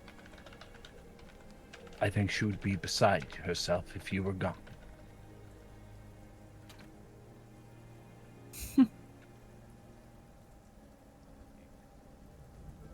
I'll keep that in mind. It's not much of a secret.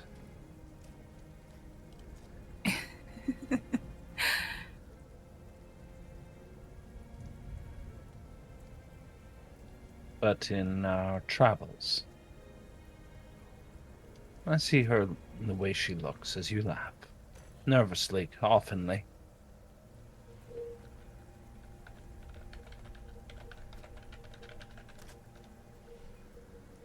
Lyra kind of looks to her side as though something has come to her mind, shakes it to dismiss the thought.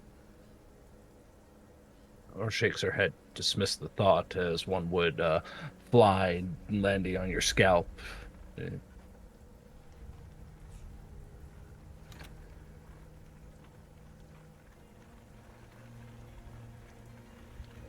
Turns. You're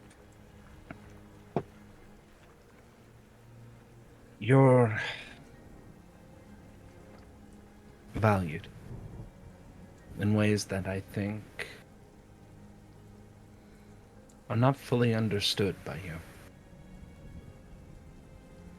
Be it your gifts, your energy.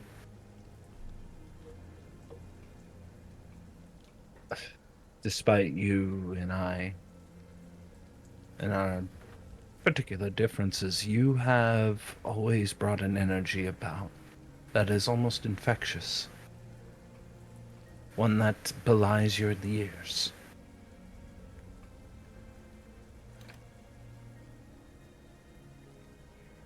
I find myself envious of such things.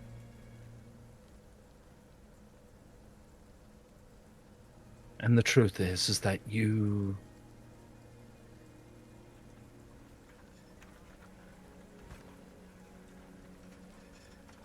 I think, no, I've said quite enough. Haria just is staring deeply into Alira's eyes. She suddenly just grabs her and pulls her into a hug.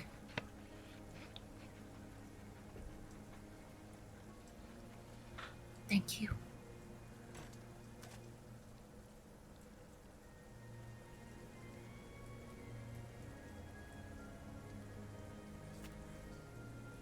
She hesitantly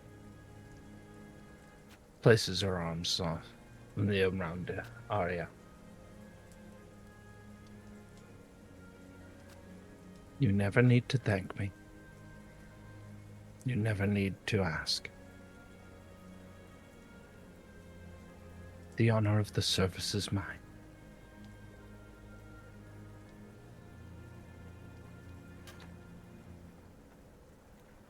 The honor of your company is mine.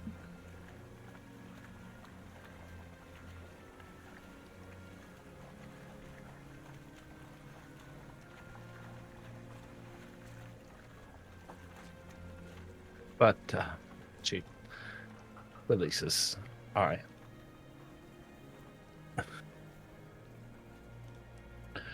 You are... I'm sorry that you caught me in trance. I was thinking of the discussions that the doctor had ended up offering. And I'm trying to not allow it to cloud my judgment.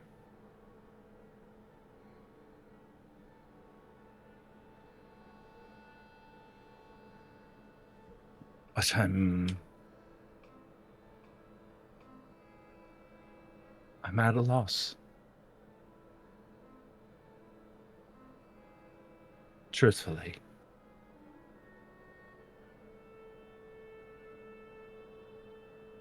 I think that's why I envy you and Vanya. But let it never be said that this withered old hag would ever step between you two.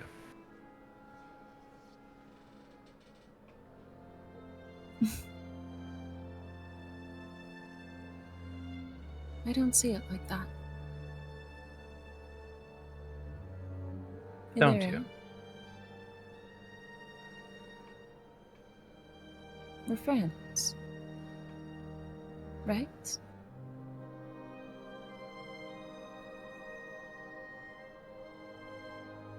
Or rather, I guess I should probably properly ask it. Because I don't think we've ever suggested it before.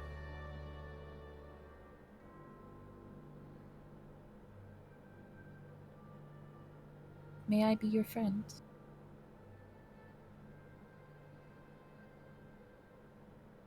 Were I to keep such company,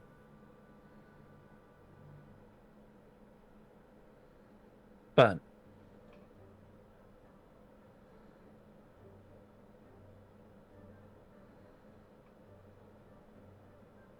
certain things, I suppose,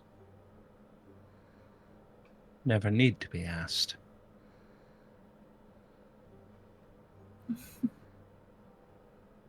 My duty is to the seven.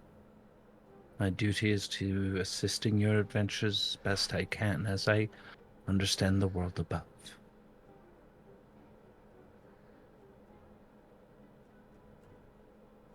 Doesn't mean I cannot enjoy the company I keep in the meantime.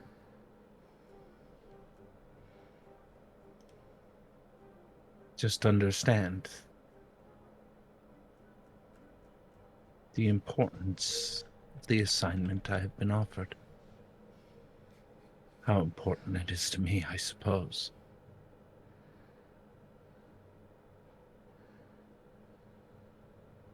Your oath comes first. And I If will I do were it. Go ahead. in truth, I don't think it's I that you should be speaking to. Should be Vanya.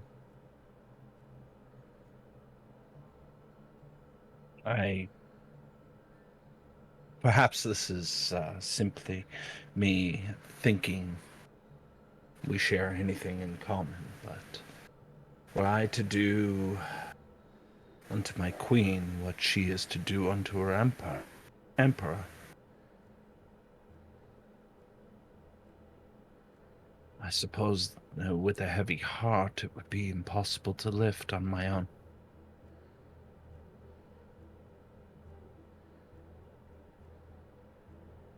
It is her people, after all. And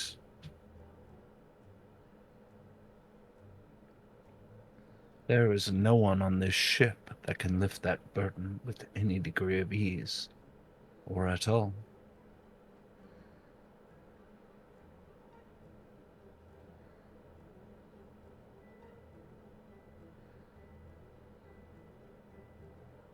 Do you understand what I'm speaking of, Arya? Arya nods. I do. She at least has the benefit of having her people.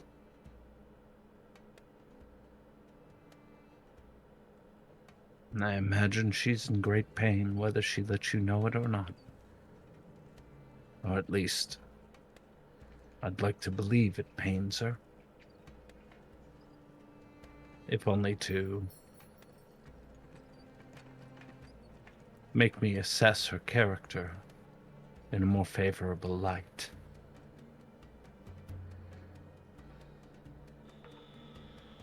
She rubs her back up against the wooden hull, trying to, like, as if she's trying to recorrect something. Probably the claw marks that are currently embedded in her back. Thank you very much, Raman. Who, for a moment, was kind of weaving in and out of yours and Arya's legs, kind of happily purring, and then went to go and rest somewhere else.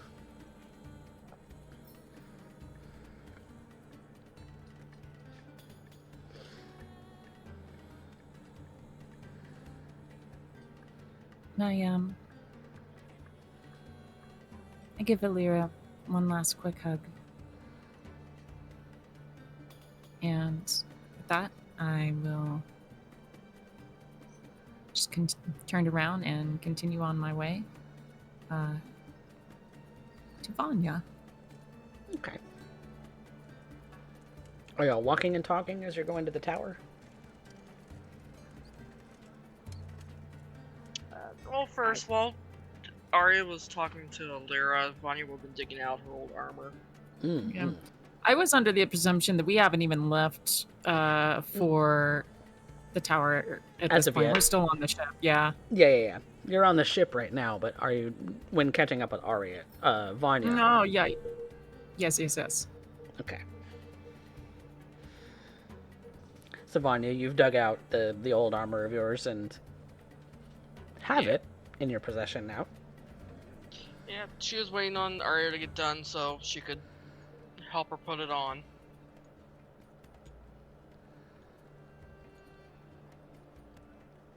Sorry, I've got a cat trying to get down. You're okay.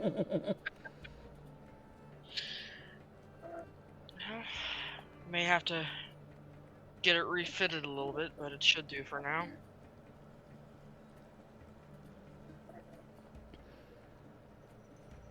Thank you. I honestly haven't really worn armor before. It probably feels very uncomfortable. Yes, it's heavy. What kind of armor are we talking about, Vanya? Leather.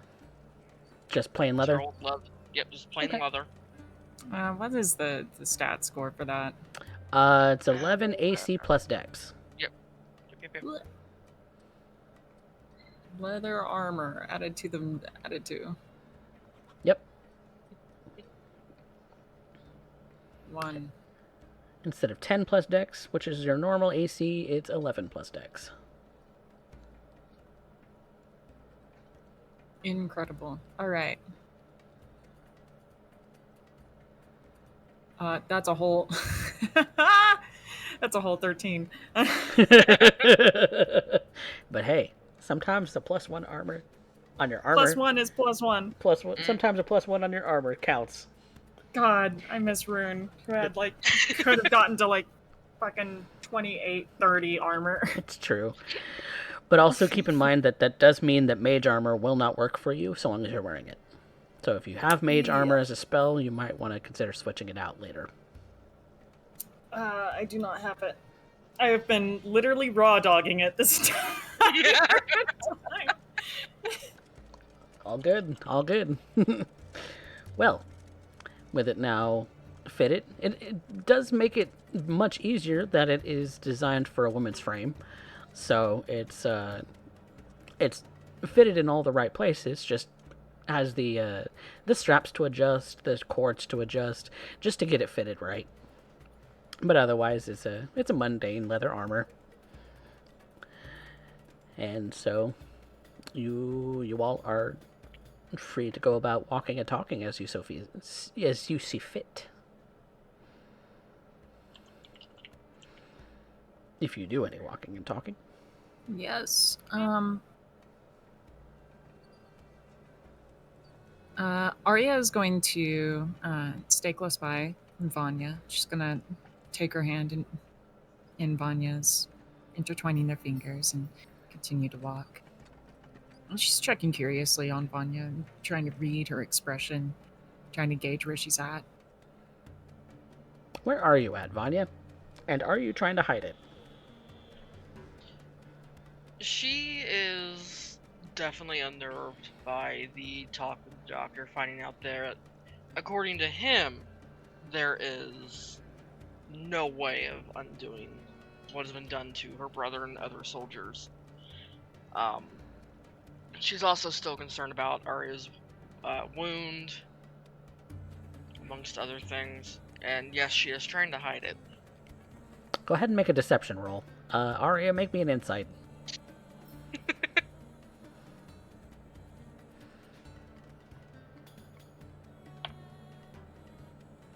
I said aye, you mean...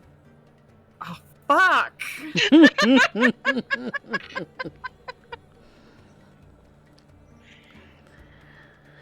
Well, if there's anything, if what Alira has said is true, and there may be something on Vanya's mind, Vanya is being very, very good at not letting it show. So maybe it's that whole she's not admitting it to you in this very moment, at least through her facial expressions.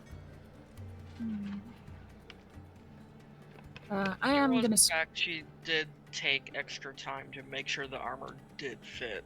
Mm. So, maybe a little something there. Maybe.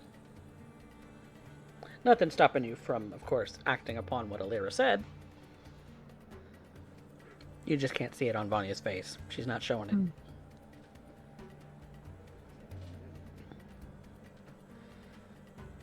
I had a question, my love.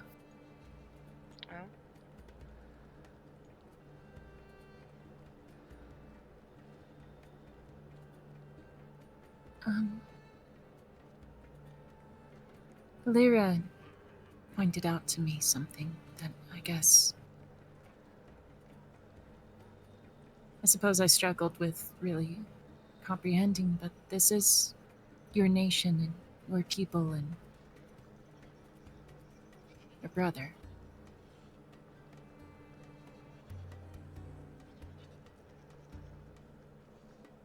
And I suppose I just wanted to make sure that you were doing okay.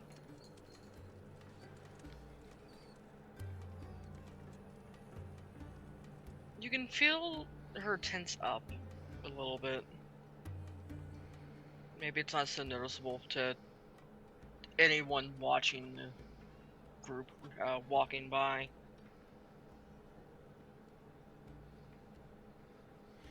And she kind of, it's a little bit of a forced smile. I'll be fine, as long as I have you with me.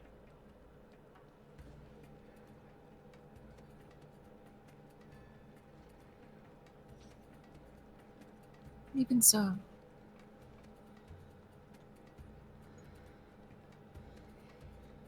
I know the circumstances seem bleak at this moment, but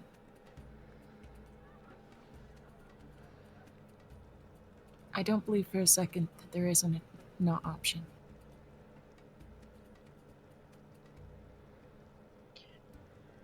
Like I said before,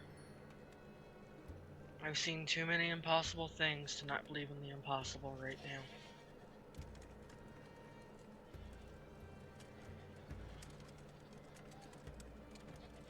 I just don't like what we're about to do.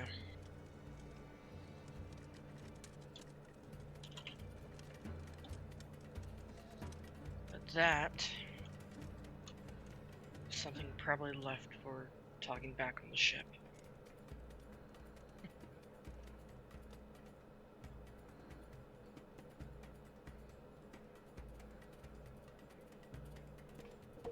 All right. And She's I will. she's gonna give her hand a little bit of a squeeze. Arya does stop, kind of in the middle of the street at that point, and tugs Vanya back to her. I'm just gonna bring her hands up and cup Vanya's face.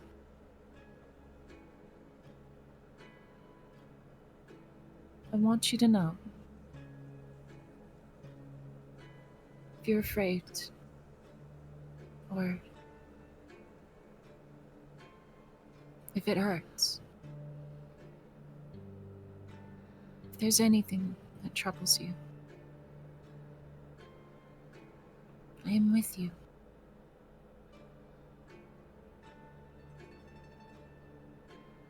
All I have, Vanya. All I have is with you and the Lucky Sevens.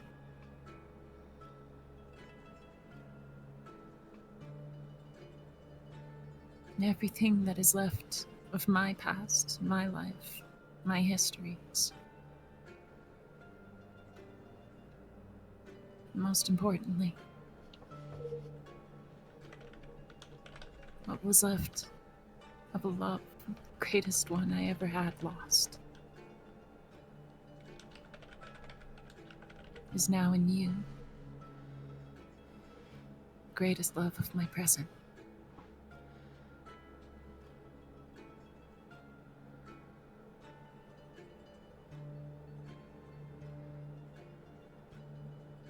Truth be told, you're the reason I haven't fallen apart just yet.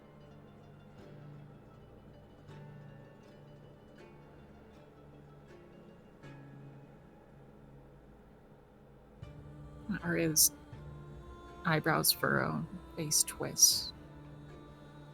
She just pulls Vanya in,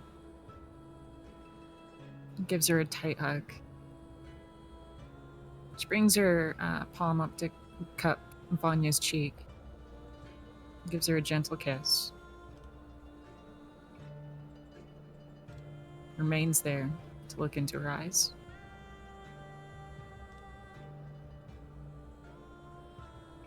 Should you fall apart, I will be there to pick up all the pieces.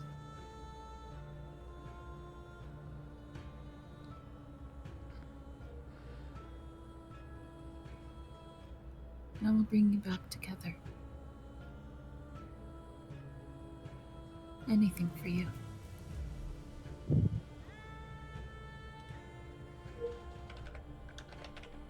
She's not saying anything else. Just gonna hold on to her for a moment. Probably until Alira clears her throat to get the two moving again. Arya's real spell and superpower is flirting. Yes. It's true. Oh, the Hero Zone raids. Everyone is here to witness the flirt. Okay. Yeah. I'm embarrassed. Very good. Also, coffee bot's down. Yeah, apparently. I'm fixing it right now. I see that. So, Oops. with all of that being said, you continue walking towards the... Well, it's a tower in one of the more local of taverns. A fairly tall tavern, has multiple floors, and has a full multiple story tower that you go through. Thankfully, you don't have to walk a whole bunch of stairs, as it does have its own sort of lift in it, but eventually you are met with the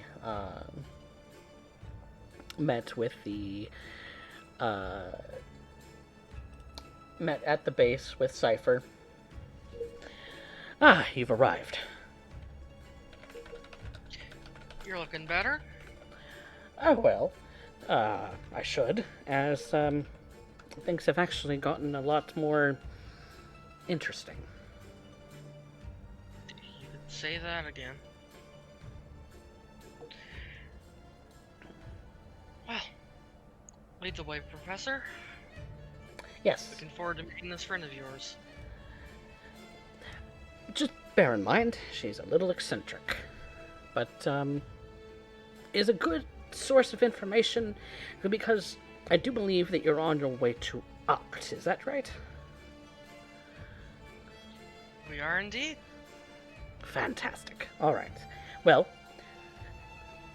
get aboard the lift, and I will command it to move.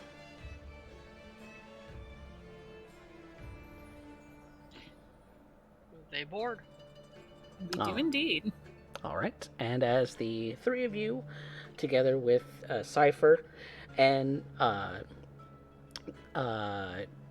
get aboard the lift, he makes a bit of a gesture on a sort of stone,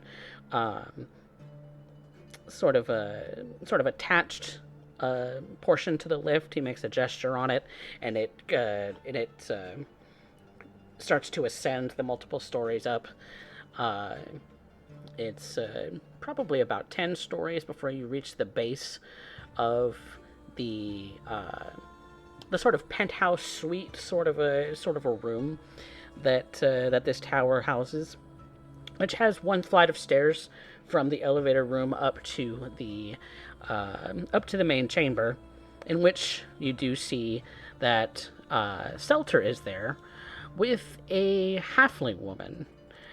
Fluffy Sheep, if you would be so kind as to describe the halfling in the room. Okay. As long as I don't have to describe the elephant in the room, because that's always really embarrassing. No, but there is a white kobold by the name of Selter in the room with you as well. So. Okay. So why don't I just put my little picture in the chat? Yes, I have the picture. The picture. Yeah. She's halfling size, so she's about 3 or 4 feet tall. Blonde hair, sort of a flowing tannish suit dress. Just post it. That's the whole point. Well, in the chat. It's in the You roll can post 20. it in the chat too. It's in the roll 20. I'm just posting it in the chat now. I'm terrible at these things. Okay. Sorry. But yes, that is what you see. Oh, is it? Hang on. Am I in the right folder? It's just copy and paste a link. It's just a link. Jesus. If I had permissions, I would do it myself. Okay, well, hang on. Just doing that right now.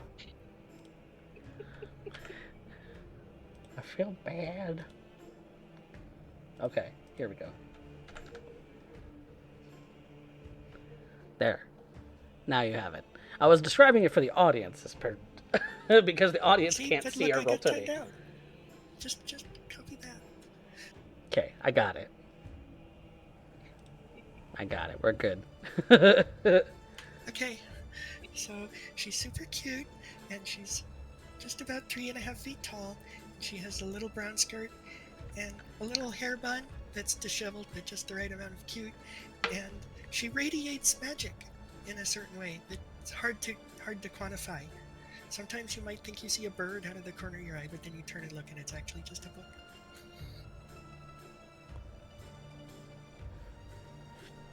But yes, Lucky Sevens, the ladies of the Lucky Sevens, this is what you see when you walk into the main portion of the tower room.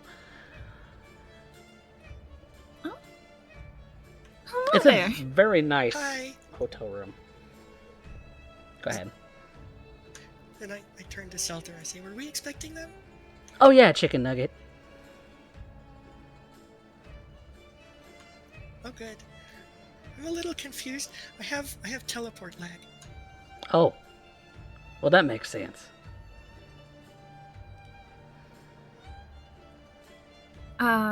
Maybe it would help if we could go ahead and introduce ourselves. My name is Arya Lovelock. Very nice to meet you. It's nice to meet you too. My name is Wickerbottom, though most people call me Wickerbottom. Wickerbottom. Oh.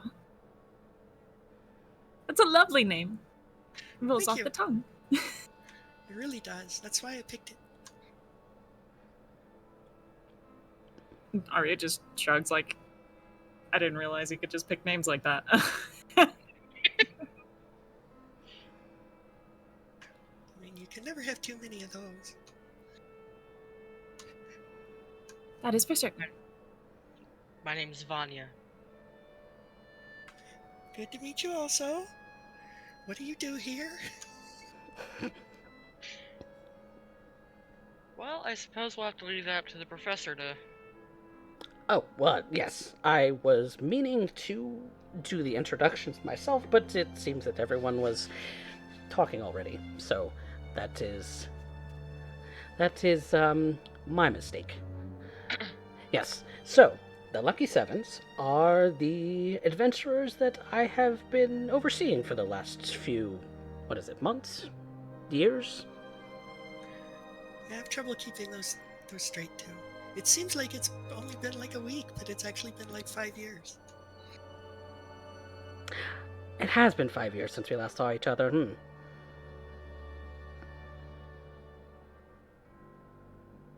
Was it?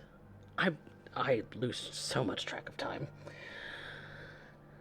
Anyway, yes, this is Vanya, the, ranger? Bard? I forget which anymore. Both. Both. Arya is a very, very, very adept sorcerer, and we have Alira, who is an oddity. Okay, don't know how to interpret that. And what you see when you see Alira is a drow, dark skin, silver hair, and kind of a carapace sort of armor set, holding a staff with a skull. That's kind of the cloth that had been covering it just kind of falls off for a moment to reveal it.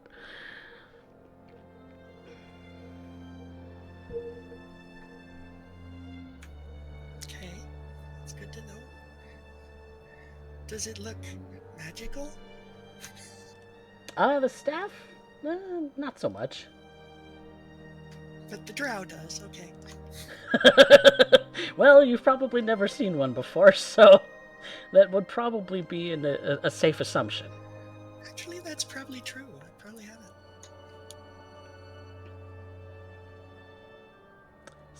So she would, to you, look very much like a very, very strange elf.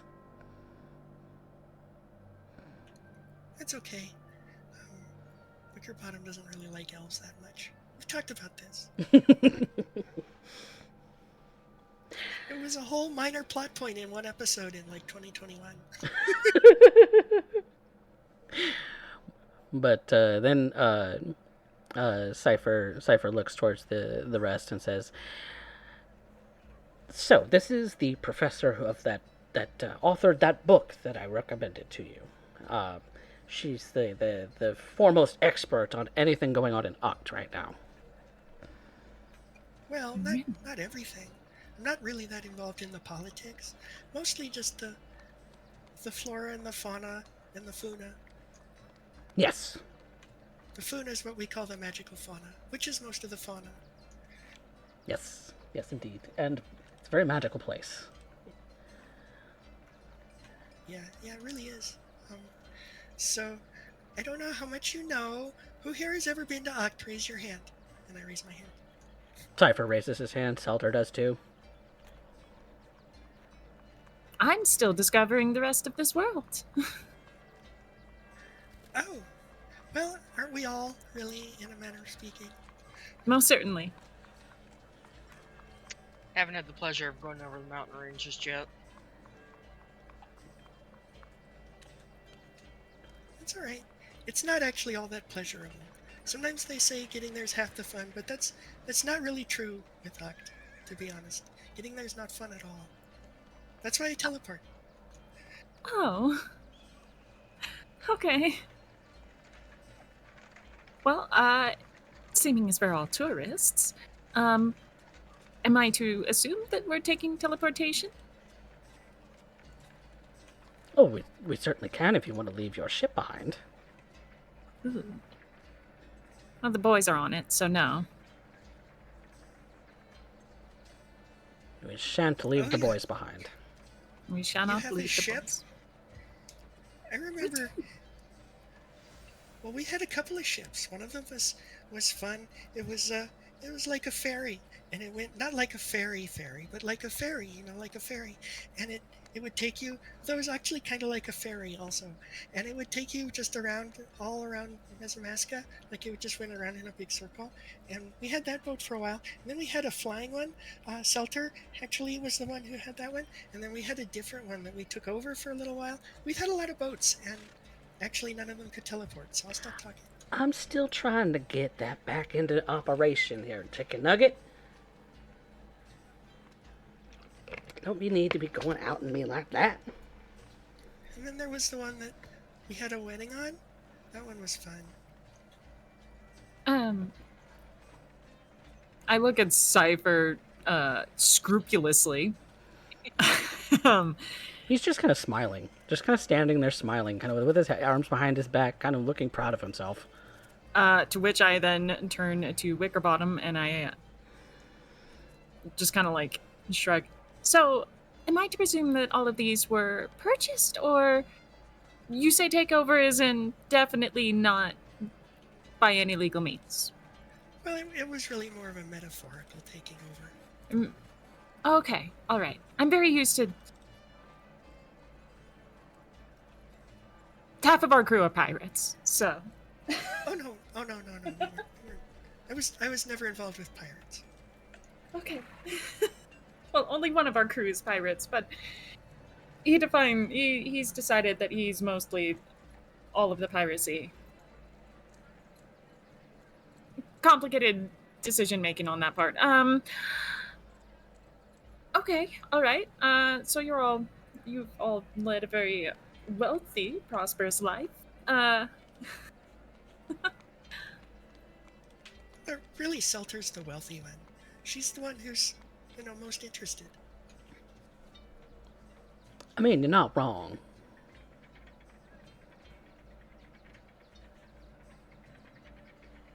Speaking of which, she goes to she goes to the elevator platform down the stairs from the main bedroom chamber and goes down to the elevator and disappears. Damn it! I was gonna punch him before he left. Oh, not Cypher, Selter. Salter. Okay. Okay.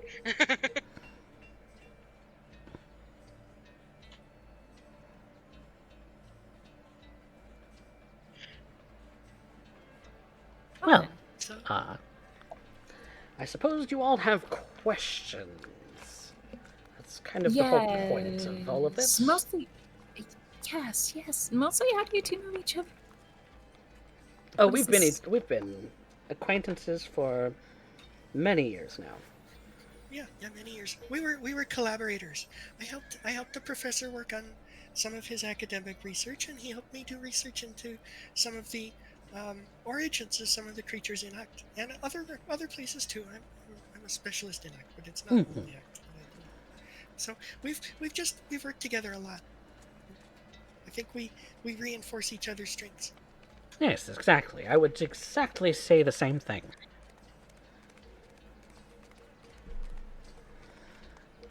I see. It's very interesting. Well, I mean, it sounds like you've definitely had a lot of travels. Act. I'm really not sure what to ask. I look to Vanya. She's just gonna shrug at this point, kind of just a little overwhelmed by Wickerbottom and Cypher's dynamic. She already had to deal with Cypher.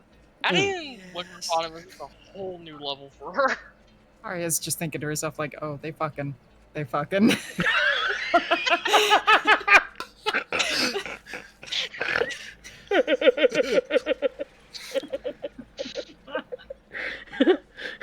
She's not gonna say it, but that's definitely what she's thinking when she's like passing glances between the two of them. Okay. So the biggest question, the reason why we're headed to Ox has a lot. I don't know what it has to do. Flesh tree. Oh yeah, I know a lot about those. Those. Yeah. Oh yeah. Well. Okay. So there's. It's kind As in of a plural. complicated story. Yeah, because there used to be, but most of them have died. So, but so here's the thing: they're technically actually zero flesh trees because they're not actually trees. They're actually just really big grass. Arya is like a little overwhelmed and she just closes her eyes with a big smile, like, okay. All right, I'll keep up. Big grass flesh. Yeah. That in of So- itself is a big statement. What is it? Yeah. So. Okay. So 100+ years ago, and for hundreds or maybe thousands of years before that, as far as anybody can remember, which isn't that long, which is kind of funny when you think about how long gnomes live and how many gnomes there were that live in Uct. But anyway, going back hundreds of years, Uct used to be almost all jungle. And there were mostly gnomes that lived in the jungle parts, and then there were humans that lived around the edges, kind of in the cities. And about 100 years ago, there were some unfortunate magical, natural, artificial magical disasters that kind of destroyed most of the jungle and turned it into wasteland. And when that happened, the gnomes, well, all kinds of bad things happened to the gnomes all at once. One bad thing, of course, was that most of the jungle was destroyed, and that's where the gnomes lived. Most of them. But the gnomes got absorbed into the trees. And the trees didn't just absorb gnomes, they would absorb any magical beings. But it was mostly gnomes because that's who lived there. It was just kind of a wrong place, wrong time kind of situation. So the trees sucked up all the gnomes, and it was actually pretty bad. But then after a while, some stuff happened. Long history, long story, all been chronicled. Don't need to recap it all here. And the magical, natural, artificial, magical disasters were reversed, and that set all the gnomes free. But that didn't make everything better because the jungle was still destroyed. So all those gnomes, well, it all kind of depended. Some stayed in Uct and tried to rebuild. Some moved to the cities and integrated with the humans. Some scattered throughout all of Mesotopia. And then some didn't really. Well, some of them came out of the trees changed, and it was kind of hard for them. And so we'll get into that a little bit more detail later. So anyway, that's kind of the recap of the past 100 years of Uct. And so for a lot of the past couple of decades, people have just been trying to make the best of it. And of course, gnomes live a really long time, so there's still a lot of gnomes that remember all this happening. But it's kind of like if you migrate to a new country after a while, after a few years, it's like you just remember the old country, but you're not really of it anymore. And like they say, the past is another country. So that's how that all happened. I see. Yeah, I'm not going to lie. That sounds absolutely horrific. Truly It's- horrific. so Yes. so there still are people out there though. There's still gnomes who are trying to rebuild, and both regular and changed. I need to stop. You said trees absorb.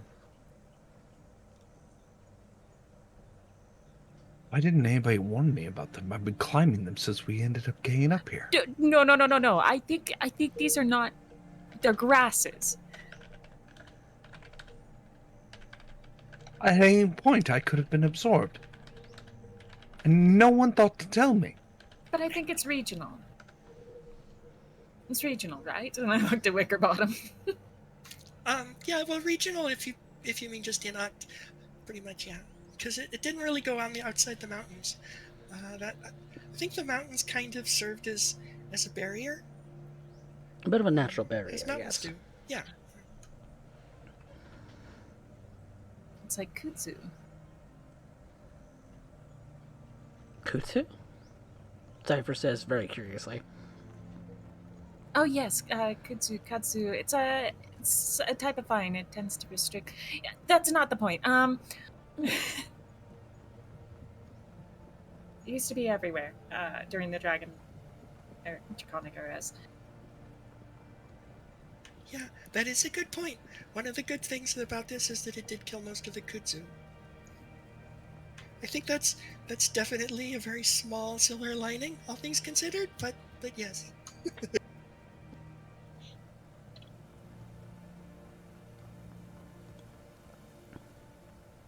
This is great. The two brain lips have entered the chat.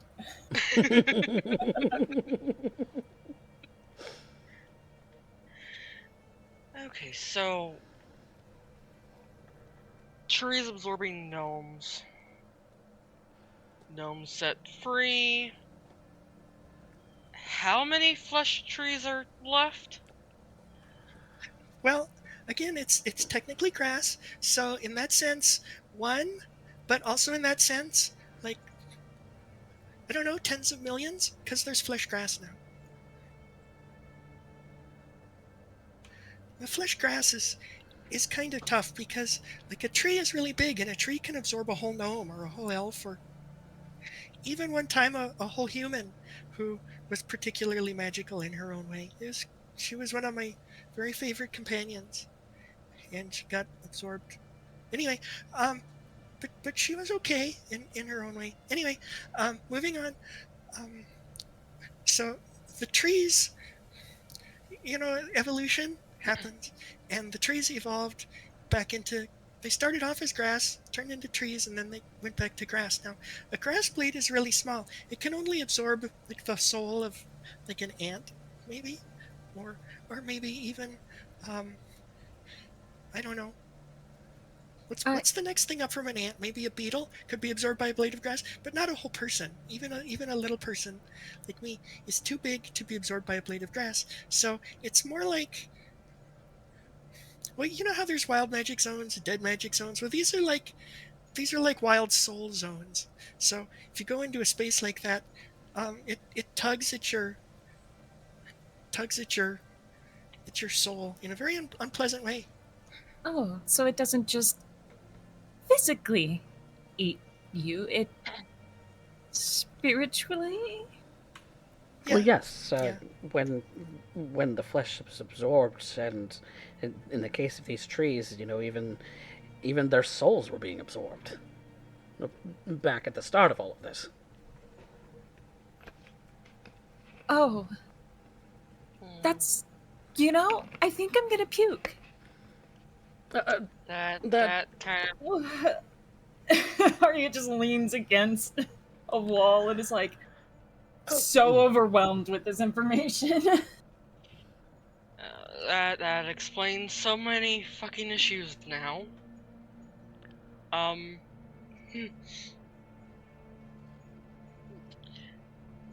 So are you aware that parts of this flesh tree grass thing is being shipped out? Do you mean like as an export? Who would buy that? Not being bought. She's kind of looking between Cypher and Arya, like, how much should we tell her?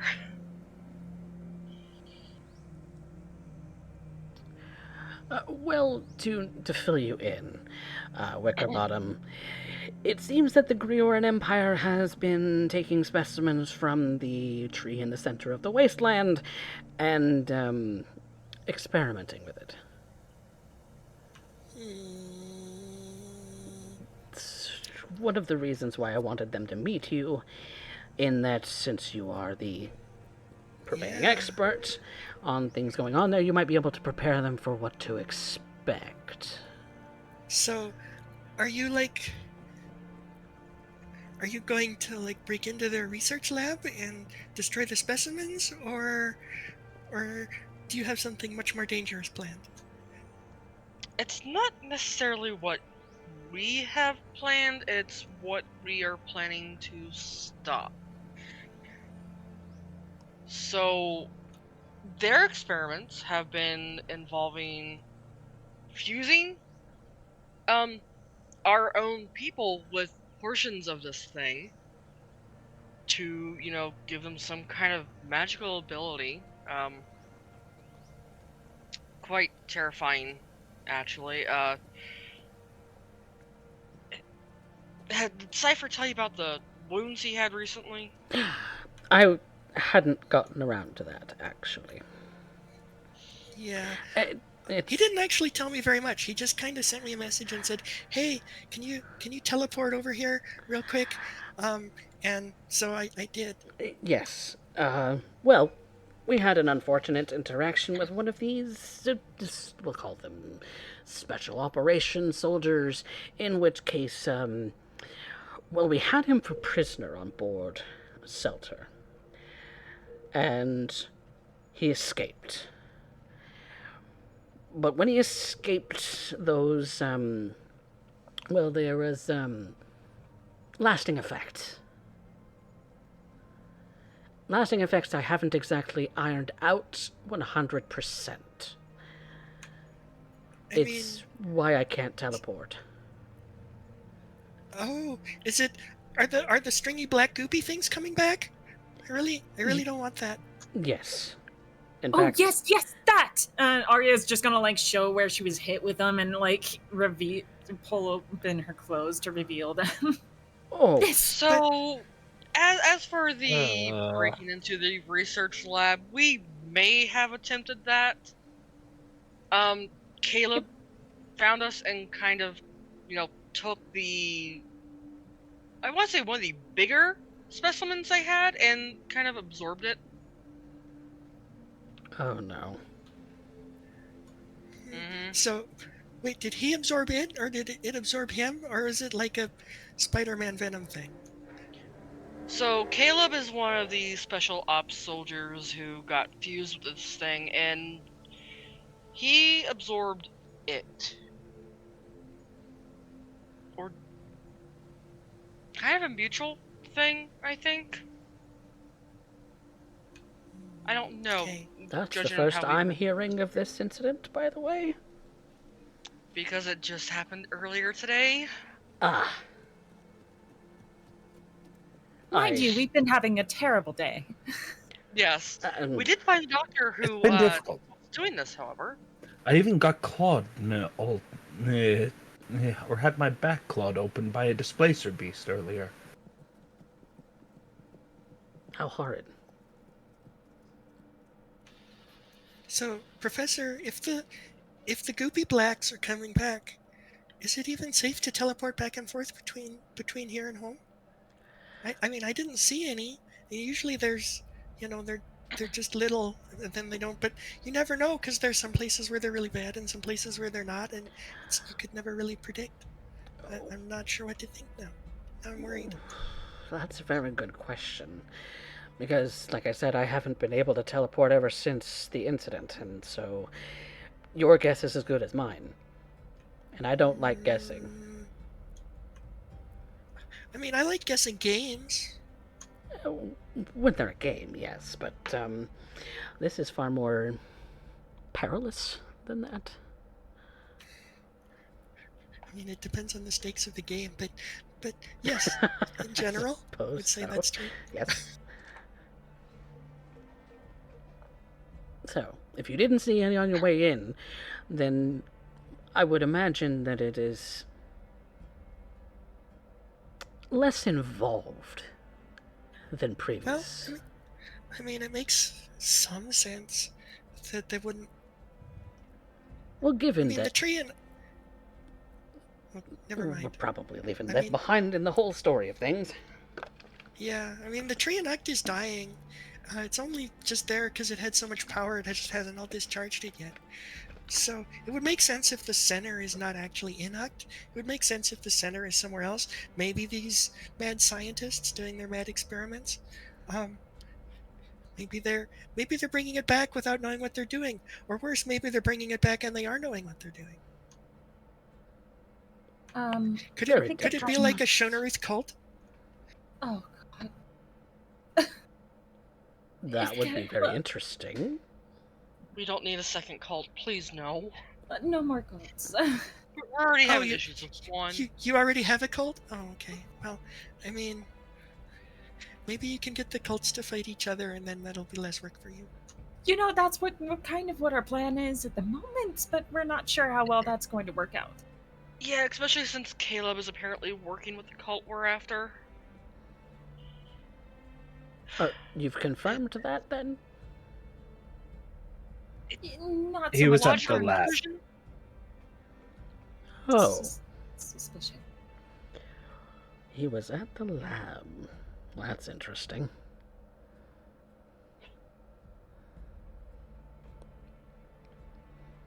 He didn't seem to have a cheery demeanor when it came down to his creator. And it would seem that he would have knowledge of the ritual that ended up creating him. If he is indeed with the cult, then that would imply that the cult also has that information now.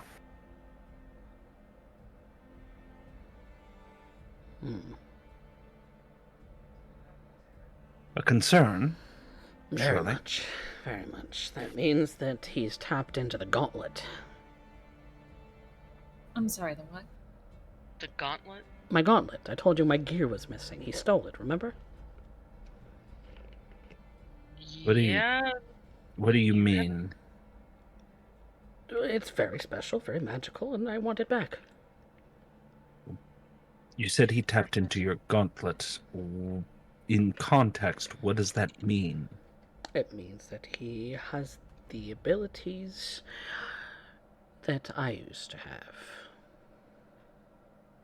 Oh, You know, power God. over gravity and time and such other things. oh, gods. And you could have told us this sooner? I told you it was missing. I told you he had stolen it. I had imagined a little bit more. Details, Cypher! Details! I imagined it would have been a little bit more of a. You'd been a bit more hasty in trying to retrieve my gear, as I am immobile. I see you're just learning that Cypher never tells you anything he doesn't think you need to know. That's why he's called Cypher. You know, I was starting to catch on to that, and I thought I had that part figured out. But missing gear versus extremely powerful, seemingly extremely powerful fucking item. Two kind of different things here, buddy. Well, I didn't exactly expect him to overwhelm me in my own environment.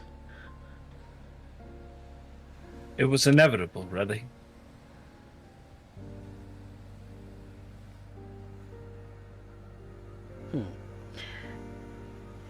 Yes, indeed. So, How did you put up with him for so long? Well, like I said, we complement each other's strengths. Yes, you are very forthcoming. I seem to not be. I'm gonna punch this man. I'm gonna punch this man. Don't hold me back. I'm going to punch him. Are you saying I'm this gonna out roll. loud, are you? Yeah. Um, I just Taking like one- marching up to him. taking 1d4 minus 6 damage. Ooh, that heals.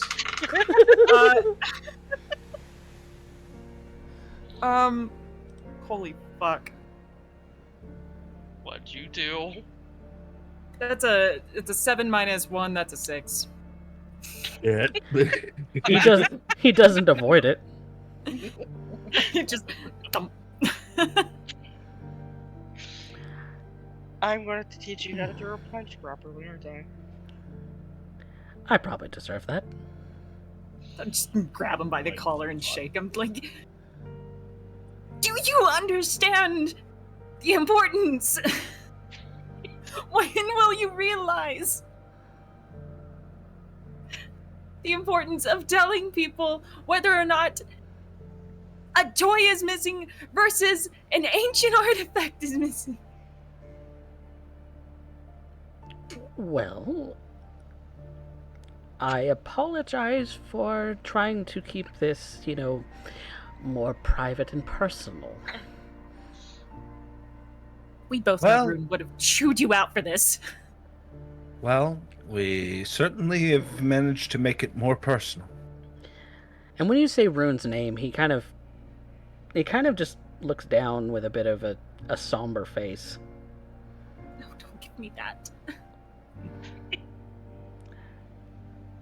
The reason I am here is because I am honoring that pact. Limited as my powers are, I still honor my promises. Okay. Alright. What all can this thing do that we have to worry about? Because as it stands, we're the ones who has to deal with this asshole. Primarily, it's a shield. A very powerful shield, but a shield nonetheless. Okay, throw Kurobe, Kaz, and Lagan at it. Got you. Just don't break it. It is an artifact, yes, but it is still an item of significant personal value.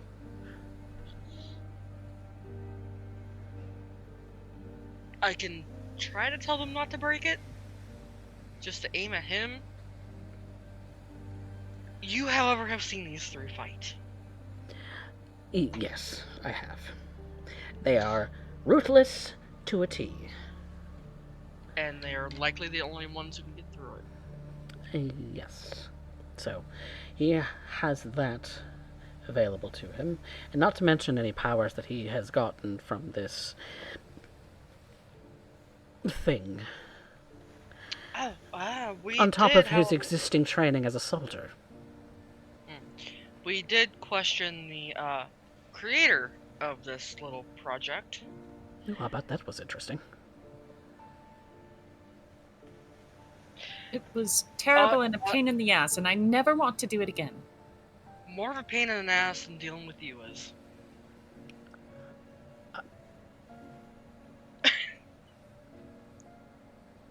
I will take that for the compliment it is. We're just going back and forth and roasting the shit out of Cypher. I will take that for the compliment it is.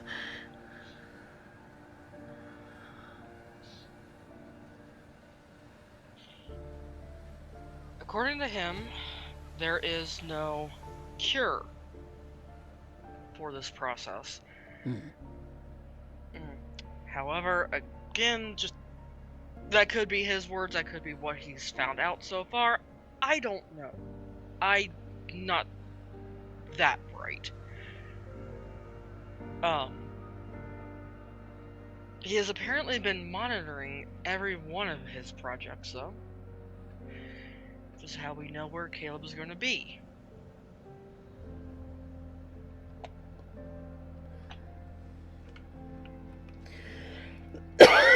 Nothing is not immune to scrying, of course.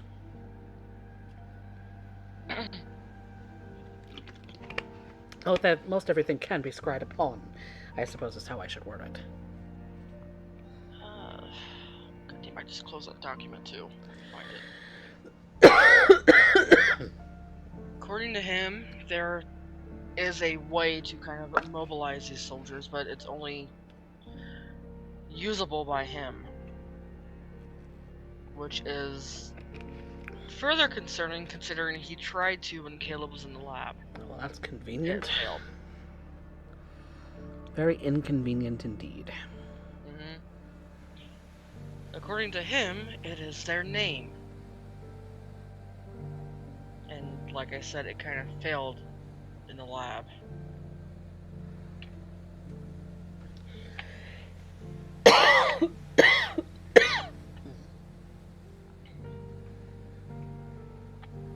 He's very dodgy about a lot of other stuff, though.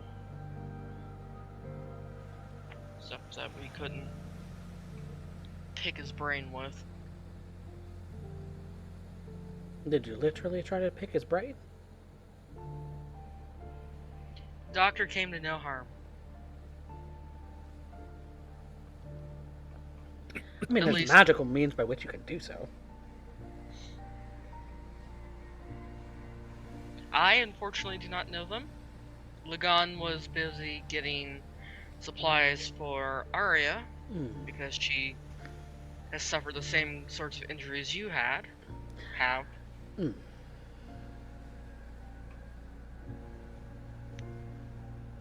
Lyra, though, may have gotten a little bit more out of him than either one of us could, though. Or at least got him to consider a few things.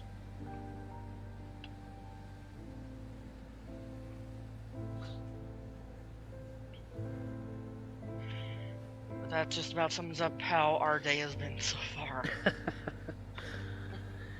And here I was just waiting for you. Apologies. Oh, you don't apologize to me. That's it. Miss Wickerbottom. You know quite a bit about this substance, how it absorbs people in their souls. Have you, perchance, ever came across a way to undo that effect? Well, yeah, a couple of times actually. Oh, But okay, so there's good news and bad news. The good news is, yes, it does happen. Bad news is usually only as a result of extremely extraordinary circumstances. Like when most of the trees died and the gnomes got free. That was a thing. And my old companion Jade, she survived the absorption in her own way, and so she never really got free, but she was still independent. So that was good. So usually it's kind of a divine intervention kind of level of thing happening though to undo it.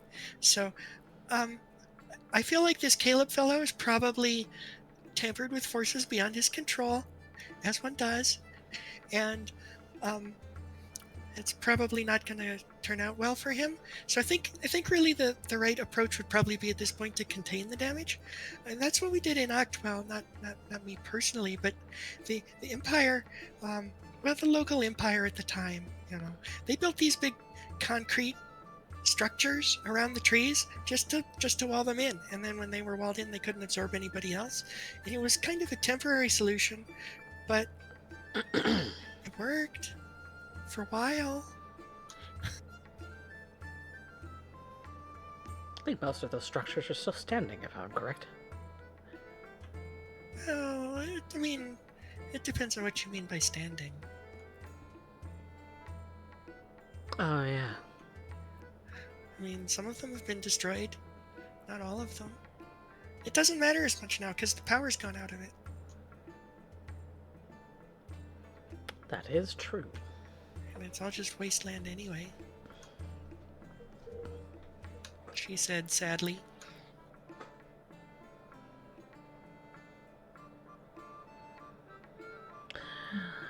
I'm sure it'll recover in time. It's just a matter of time.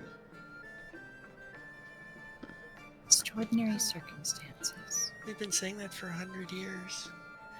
I don't know. I mean, as nice as it is to write books and document, I haven't really found a way to bring the jungles back, bring things back to the way they were, and maybe they're not ever going to be like the way they were. But it's still just wasteland, and that's just, I mean, it's kind of depressing, when you think about it. I don't like to see it that way. And it's dangerous out there. Oh yeah, very dangerous. Even more dangerous than it was before, when it was actually jungles.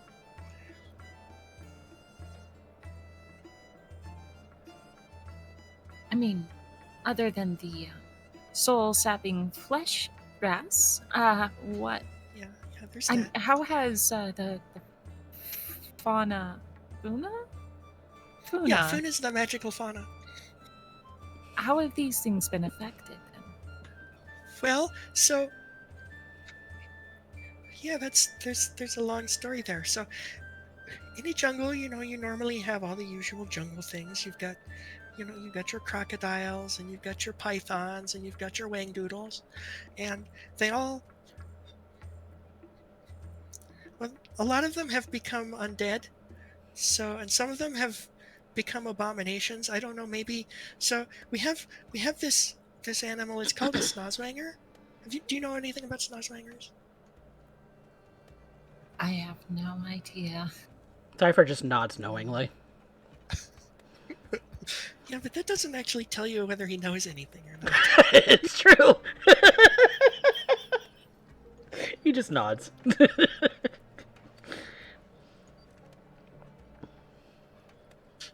Okay, so snozwanger, kind of a funny animal. It's like a, well, imagine like a big cow or maybe like an elk, except it's got 2 heads and 3 legs. Does that make sense? It's got the normal 2 front legs, and then it's only got 1 hind leg. So it kind of galumps along instead of going up. And it was kind of a fun animal. And the reason it had that 3rd leg is so that if it gets scared, because they're herbivores, so they don't naturally try to attack you. So if it gets scared, it can turn and it can give you a really, really powerful kick with its hind leg. So that's. And it's funny, for the longest time, people thought they were predators, even though they had these little tiny mouths on their 2 heads. And their brains aren't in their heads, the brains are in the body. The heads are just for like eating and like fumbling around with them. And they turn and kick you. And what's happened is they've become undead, and now they're, well, I don't know how to say it.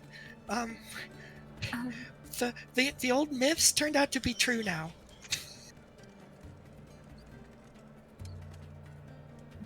So that's just an example. Oh, undead. So, is that it? That's sure. the case. So, well, not everything in Ugt is undead now. I mean, like I said, we still have the gnomes living in places where they can kind of make an existence.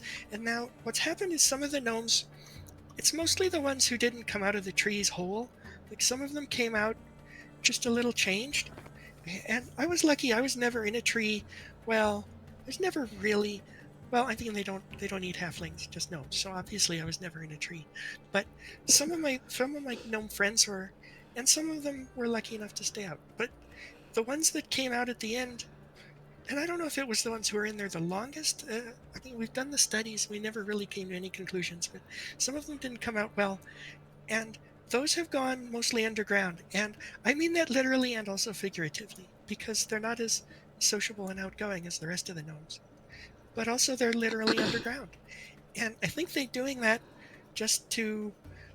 So, Uct has become a wasteland, but as you know, the first things that can move back into the wasteland are not like the big trees and the jungles, the really, really alive things. Sometimes it's the things that make an existence on that boundary between life and death. And so that's why we have so many undead things and so many abominations. But there's also a lot of fungus. And I think the underground gnomes have mostly become fungus farmers. Fungus. Yeah. Underground fungus. I make connections and I look to Alira. Who sadly has walked away for a moment. She's busy. She's in a trance. She's maybe contemplating what it is that you're thinking, maybe making eye contact and putting together the 2 things. This is okay. All right. I'm okay. Continue. I am fully engrossed. Okay, so so along with all the fungus that they're farming, some of it has kind of gone wrong.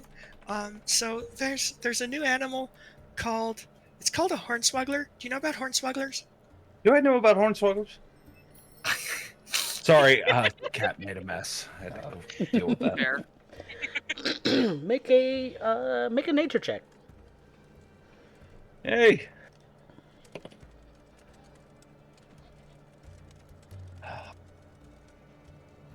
Nope, don't know anything.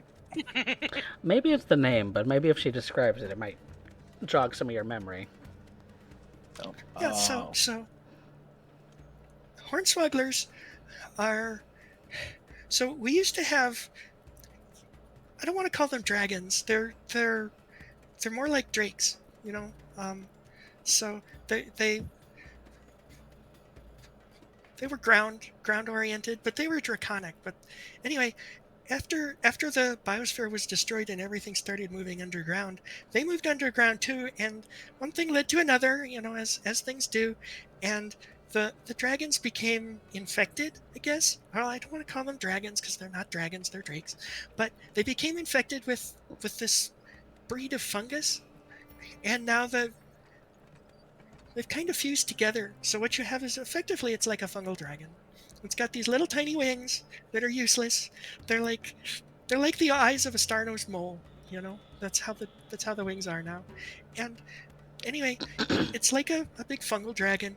So it sprays, instead of breathing poison or fire or frost like a respectable dragon, it spews these fungal spores. And the fungal spores have these weird mind control powers, so you don't want it to breathe on you because it doesn't just hurt you, like it'll control you, and then it'll make you fight for it instead of for itself or for yourself. And it can be really embarrassing to get mind controlled by one of these things. And then when you kill it, it explodes, and there's fungus spores everywhere. And that's the worst part. If you don't disinfect it right away, they just reform. So they're really kind of a big pain.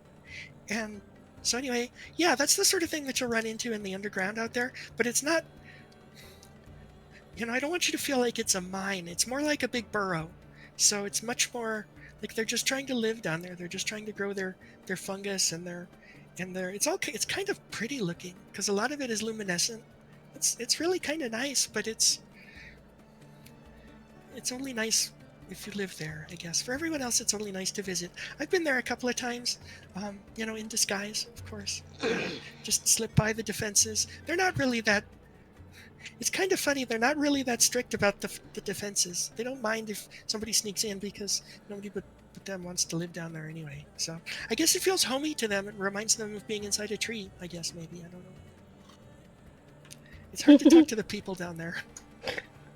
Much easier to document the animals. Alira just has a horrified look on her face at this point.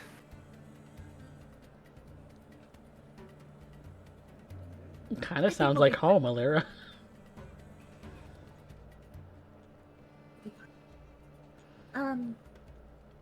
I want to go back.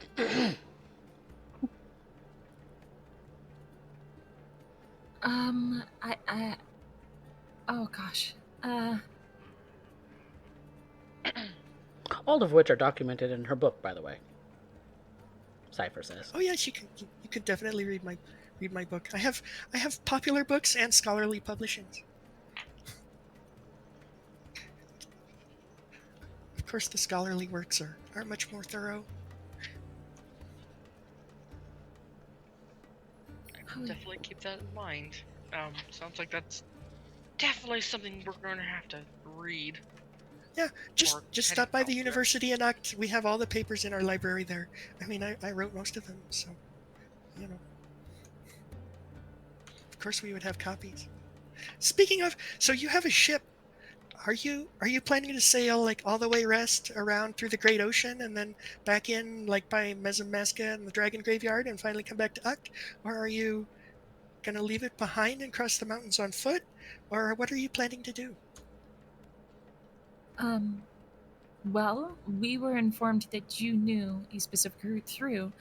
I'm assuming we're probably going to have to leave the ship behind and in some fashion or form, or, I mean... Your ship is an airship. Oh, it's an airship. Yes.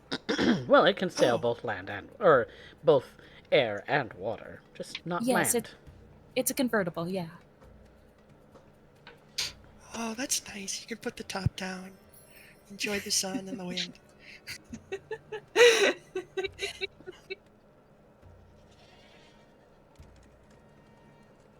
Indeed. So, if you're gonna be taking the aerial route, you'll have to watch out for the Nomavores. The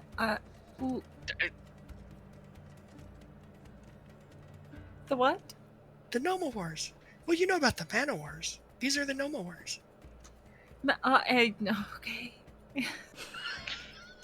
Oh, goodness. Okay, well, this is why I'm here, to tell you these things. Okay, so, do you know about the Manowars? They're Unfortunately, yes. Okay. Well, so once upon a time, someone who is very definitely not me. I just want to make this clear. So you know about wishes, like the spell for wishing. Vaguely. Anyone who yes. wants to make an Arcana check. Okay. Yep. Okay. That's right. We established that Arya doesn't know what the fuck a wish spell is. Dirty 20. It is 17. I That. mean, plenty of people pray and wish for things. But an actual wish coming true? That's unheard of. Oh boy, you should have. I wish you'd known my friend Norlai. She made wishes like that all the time. It was actually kind of irresponsible. So anyway, once upon a time, someone who definitely wasn't me tried to get rid of the mana wars with a wish. Now, one thing you may or may not know about wishes is that when you wish for something that isn't really well defined, like there are certain things you can wish for and it just works all the time, provided that you can make a wish at all, which is really hard. But some things you can wish for and they just work. Other things you wish for, they can go kind of wrong. So this person, who I want to reiterate was definitely not me, tried to erase the mana wars with a wish, and she got all the ritual parts together, and so the way she did it was with a complicated ritual that was supposed to help focus and channel the power. And so first she had to get a selfish shellfish, and of course that's pretty easy because most of them are, but you still had to prove that they're selfish. And then she had to get 77 benevolent elephants, and then she had to send toast to 10 stoats. And then once she had done all those things, then she could say there should be no more mana war, no more mana war, no more mana war. But instead she said there should be more Noma war, and that ruined the whole thing. And now there's Gnomes of War, which are just like Mana War, except they fly. So anyway, that's a long story that explains the origins of the Noma War. And anyway, they'll get you in the air if you try to fly over the mountains, but they don't like the ground. They're kind of like gas bags, you know, like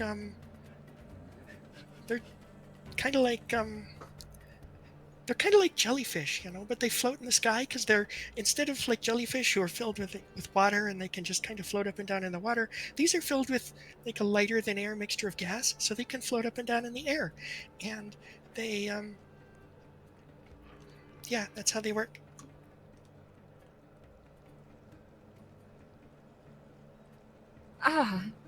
Well, that sounds terrible. Abominations in the sky. Yeah.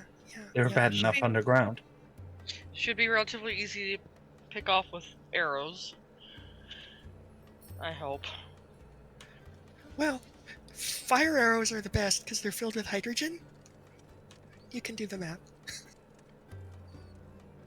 Sounds like a lovely job for Arya there, who, has a great affinity with fire.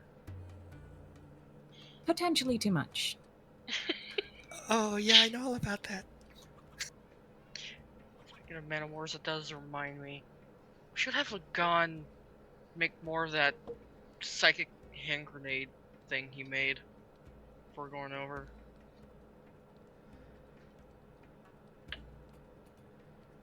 No. Right. Found out the hard way that if you mix a part of a mana war with holy water, things happen. Ooh, that sounds fun. What happens? The best I can describe it is a psychic grenade of sorts. Just don't shake it. Throw it. See that? That'll shake it and you'll be out of, range. Yeah. So do you shake it before you throw it, or do you not shake it at all? You let it tumble through the air to shake it after you throw it. That's enough shaking. Okay. Mm-hmm. If I remember right, he didn't even shake it that much. What if you drop a Mentos into it? Oh, what? You know, a Mentos.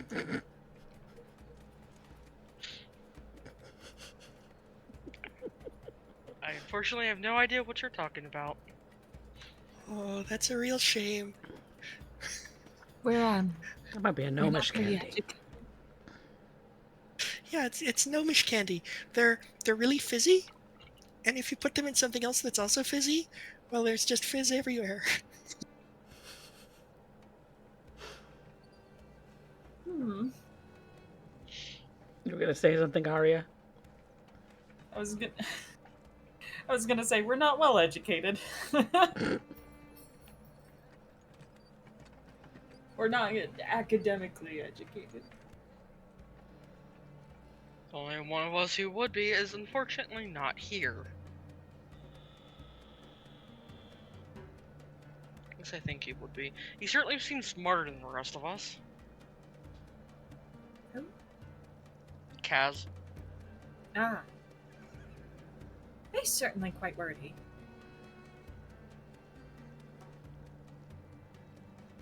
Very. Kind of reminds me of Cypher in a way. To a degree, possibly. I So think you two would get along. I should probably warn you about a couple more animals that are, well, they're not really animals. They're, they're whatevers. One of them is called an amphilupanus, and it has another name that the humans use, but the gnomes prefer to call it the amphilupanus. What's the other name for it?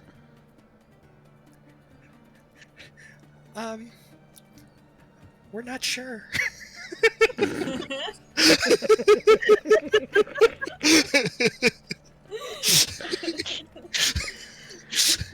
Maddie, do you know?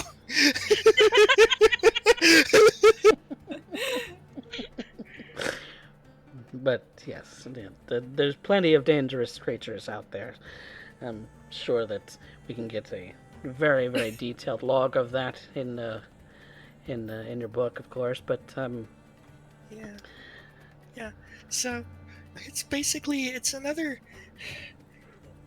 powered by charms, not like Lucky Charms, but like charm spells. It's kind of formed from the congealed remnants of magic. Some people don't know this, but every time you cast a magical spell, at least a wizard spell, I think like priest and paladin stuff is different. But anytime a wizard or sorcerer casts a spell, a little bit of the magic energy gets well, it's like pollution, like it's just some leftovers that get discharged into the air. residue. And if you're yeah. So anyway, for the time when the flesh trees were in effect, there was a lot of magical leftover energy. It wasn't like usually it just disperses out into the earth and it gets absorbed and it's fine. It gets recycled and all those good things happen. But when the magic was disrupted by the flesh trees growing, all the power that was discharged didn't really get recycled that way, and it just kind of congealed into like this blob, kind of like when you have grease stuck in your drain. It's a lot like that. And that's actually kind of what it looks like too. So you have to be careful, because if you get too close to it, it will put the whammy on you and you won't be able to resist it, and then it'll just slowly digest you over a period of many years. So you have to be careful with that. And there aren't very many of them. There might just be one. There's only ever been one documented, but nobody knows for sure if there's just one or if there's many. But yeah, I had a friend who had a really bad nightmare about getting trapped by one of those. It was kind of a tough day for him. But then there's another one which is almost the reverse. So when there were so many people dying, when all the things fell apart, someone tried. This was such a bad idea. Again, need to reiterate, this was not me. Someone tried to create a monster. And that's where they should have realized that they've gone on the wrong path, really. Because when you say, oh, let's create a monster, probably that's your clue right there. But they decided to try to create a monster that, well, it could just absorb all the bodies that weren't being cleaned up. And it did. And then they forgot to ask what could possibly go wrong, because then it was still there, and they didn't really think to step 3. So it still rolls around out there, and it's called the Eater of the Dead, and it's just like this horrible gelatinous flesh blob. So definitely an abomination for sure. And it just rolls around out there, and it smells the scent of death. So if somebody dies, and it doesn't always have to be a human either. It could be like, if there's like a blight, or whatever, anything like maybe a disease, something kills a whole bunch of, even just like a bunch of mice, which is still sad. Don't don't don't discredit the mice. But anyway, um, if it's not cleaned up right away, then it'll summon the eater of the dead, and it'll come and, well, it's icky, definitely very icky. You definitely need to make sure that everything is kept clean. And this is even a problem for like butcher shops, which, I mean, I think they probably shouldn't be doing that anyway, but people do. And if they don't get the meat out of the shop right away, here it comes, blorp, blorp, blorp, blorp, blorp, slurp. It absorbs the whole shop. So anyway, you have to watch out for that guy. Definitely want to stay away from him. And then even like the hornswogglers, or excuse me, I told you about the hornswogglers. I mean the wangdoodles. We haven't even talked about the undead wangdoodles. Lots and lots of trouble. Yeah. Suffice it to say.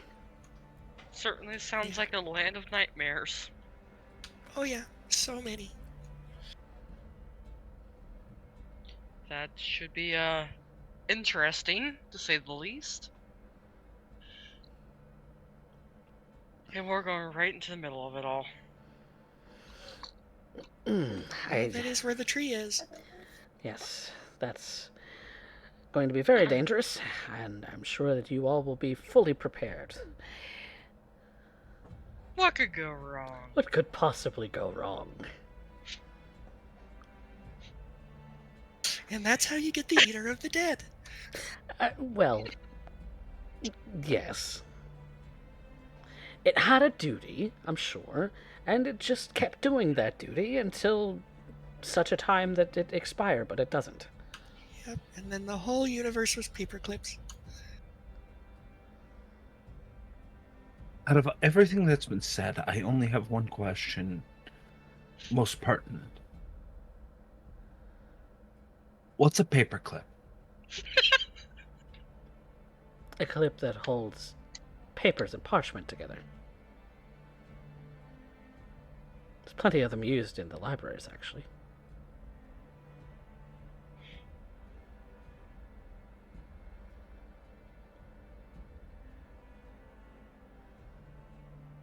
You seem to be very, very lost, Alira. Are you all right?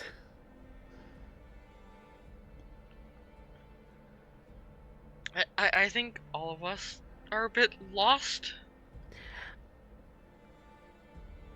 Yes. It's a lot of information, and Gnomes are currently underground. Farming here, Well, not all of mushroom. them, but several. Yeah. Several. After getting out of trees that had consumed them earlier, this Eater of the Dead will not stop. We need to go and investigate the infection that is currently in Uct. And if I'm understanding this correctly, you think that some of the answers for what's going on in Uct may be found with the gnomes underground?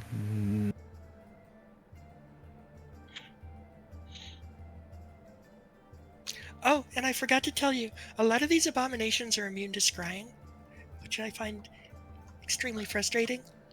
So, if you're planning on doing a lot of like remote viewing,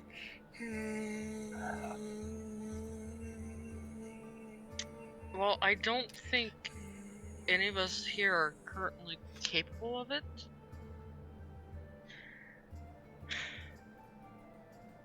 it might make scrying for Caleb hard in that case, then. If scrying was even on the table, of course. Like I said, I don't think any of us are capable of scrying like that. Well, I don't think Mostly that's we something we have to worry about then.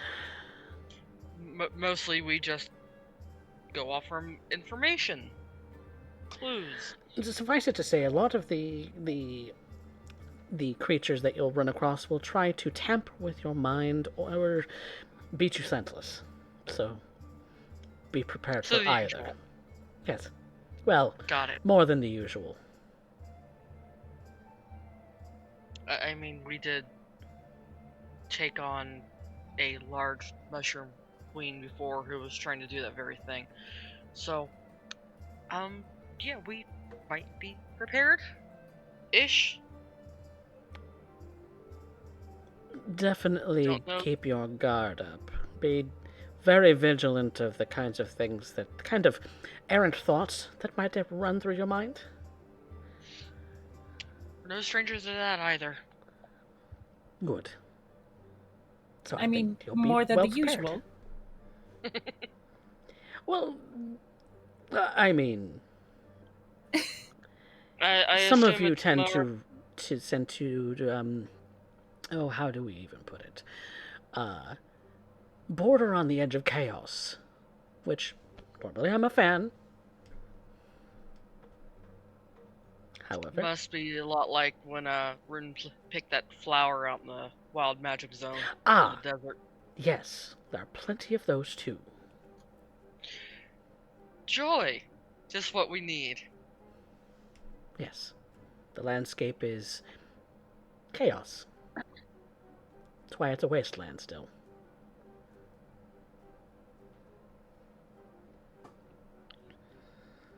Understood. So, if I'm to understand this correctly, if I were to use wild magic zones, I'm roughly familiar with them. If I use wild my magic there, Well, what sort of magic do you use? Because there's at least 5 different kinds. I don't know. I just kind of walk into places and shoot things up. Oh, I know all about that. That's the most fun kind of magic. I had a friend who used to do that kind of magic. Unfortunately, well, I knew her 100 years ago. Let's put it that way. Anyway, yeah, using that in wild magic zones is kind of unsafe because wild magic just woo wee ah woo, and there it goes. Can be very, very Descriptive. deadly to the ordinary individual. Okay, so anything that I could potentially do might cause problems. Well, I Yes. mean, it depends on how much you enjoy being turned into a flower pot. This is going to be very terrible for me. I am so glad that I'm going to be learning how to wear armor and punch things. Oh, I just looked at Vanya. and I Cypher just hold kind on of to her arm. grins at you knowingly because you just punched him a little bit ago. Don't give me that look. Don't look at me like that at all. I expect that you will have a fabulous teacher and you will be able to put more force behind that next time. Yes, you felt one of my punches, haven't you? Yours, I actually felt, yes. Between Vanya and Kurobe, I think you're good as mincemeat next time we see each other.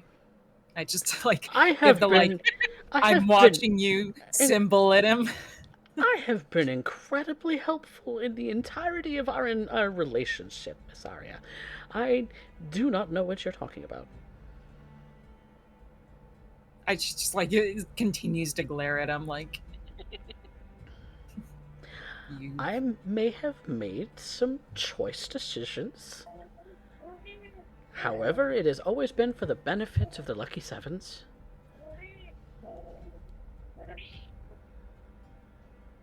Oh, hi, Ramen. How'd you get out of the ship? She followed you. Oh, kitty. And we'll pick I'm up Ramen. sorry. It's okay.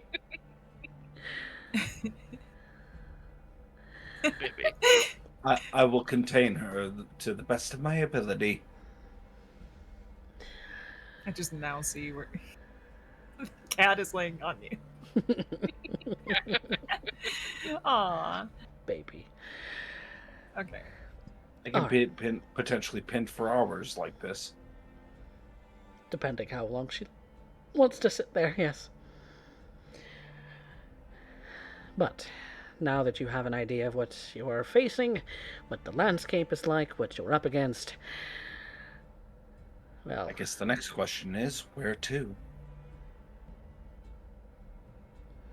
well, we can always go to the new capital. I forget its name. Do we have no? We do have an indicator of where the excavation is. The Gregorian Empire is pulling from. I think Yes. we should try and find a base of operations nearby there, and then try and figure out what to do from there. Because if we just drop in, then it's going to be a little obvious and a little bit much. I'm sure at this point. So you're wanting to let- travel the wasteland on foot. Maybe. We did speak with that Idril fellow, and it's almost guaranteed that the excavation site will be upturned by the time we arrive. But still. I mean, Oh. I can assume also not if he hasn't squealed. It's a 50-50. Are you expecting the project to end? We're not expecting the project to end now. Sadly. Unfortunately, the most important piece, I believe, has already been appended by Caleb. Now everything that revolves around the project continues with the militaristic needs of the nation as well as Caleb. So really what we're chasing is Caleb. Seems to be the case. And if he's going after the flesh tree, then he's going to go by the means that he has, which could be that he is traveling on his own on foot. By wing. By wing. So Correct me if I'm wrong, but did you not describe him with that unfurling during the lab incident? No. Okay, no. Okay, I rescind my thinking. I ended up having that in mind. No. However, I know how He that does not- snuck in. He does not fly. So I know far how as you that know. snuck in. I know how that snuck in too. The inspiration Well, is what got you. If there's any place we could park a airship that Oh, is not water, or if there is a large body of water we could land in, we could take the ship over and then make our way on foot from there. Most of Uct is surrounded by mountains. I doubt that you'll find a port city. So, if you're flying over, you'll be landing inland. And so far as I'm aware, there's no airship dock there. So we'd have to fly to the nearest port city and make the rest of our travel by foot or by caravan. Seems Back I like. mean, to there the are some coast port business. cities. Well, on the There's- Meso. I mean, if you go up to the Mesotopia side or the Mesomasca side, there's a river delta over there. There's not really a city as such because that's in the middle of the wasteland. But there's the mouth of a river, The which would be a good ruins of place a to park port a ship. should be there, though. Right, yeah, it's ruined. Or you could go over to the Grimstall Basin. That's over on the east side, and it's kind of in the border region between the new jungle and the wasteland. Not that far from the giant tree, and people live there. It's kind of like an inland sea.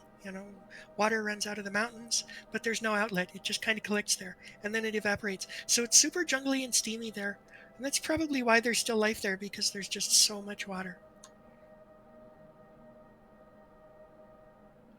So you can come in from the south or you can come in from the north. Well, I think we need to end up preparing to see if the ship is ready to sail at that point. And expect the Empire to be on our tail every step of the way. Yeah, empires are like that. What is their deal? Happens when you end up kidnapping their top scientist and may have personal involvement with the destruction of their own research facility along with a caravan. Oh, yeah, that'll do it. You could also kill the emperor in waiting. That'll do it too. I heard stories of such things happening. Immediately starts turning to Vanya. If we can avoid that route, I'd like to take that route. Yes, I think one nation is under turmoil is one too many. Yes. Don't want a repeat of certain events. Cypher Yeah, just we smiles knowingly because he knows the whole story. We will cross that bridge when we come to it, though.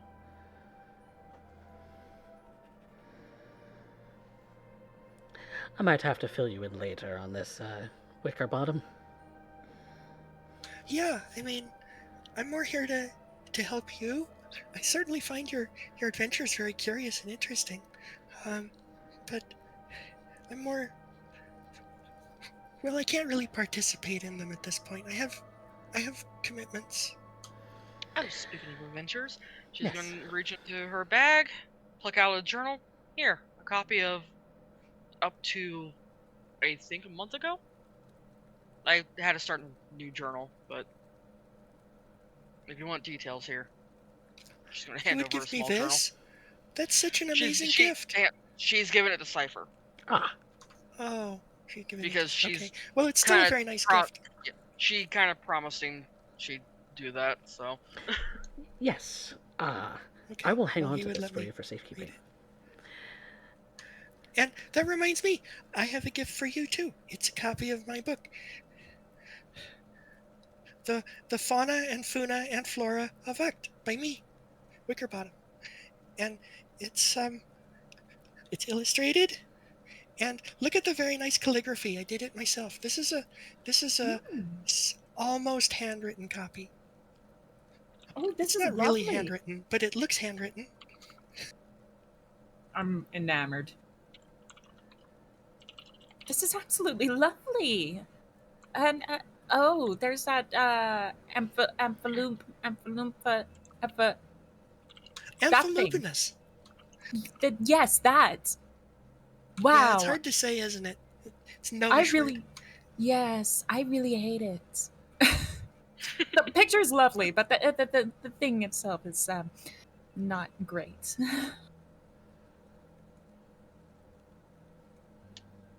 Yeah. You actually have to look kind of closely to tell the Amphilupanus apart from Eater of the Dead. They're both just kind of these big, blobby, blurpy things.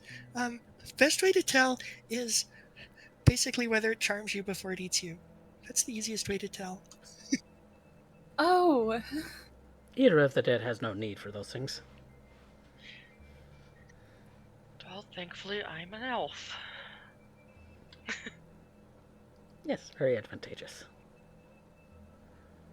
Yeah, I'm so not. that's the other thing. The more magical you are, so elves and so on, the trees and the all the soul affecting plant life, the trees, the grasses, all of that, worse for magical creatures than for like humans. So like we said, keep your guard. Make sure your errant thoughts are not telling you that you should become one with the dirt. Oh, what's the harm in a little dirt nap? That means you're dead. I was being a smartass, Professor. Yes. And so is he.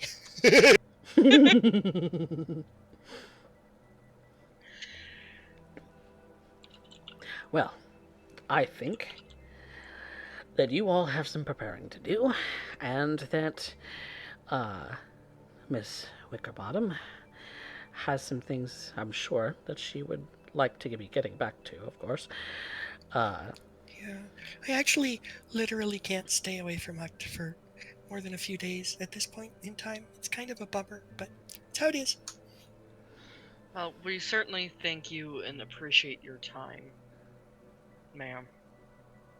It has been incredibly So enlightening. formal. Yeah, well, thank you. I'm happy to help. If you need anything, just let me know. You can send me a message, if you know how to send a message. Um, you know what I mean? A message? Mhm. They work now.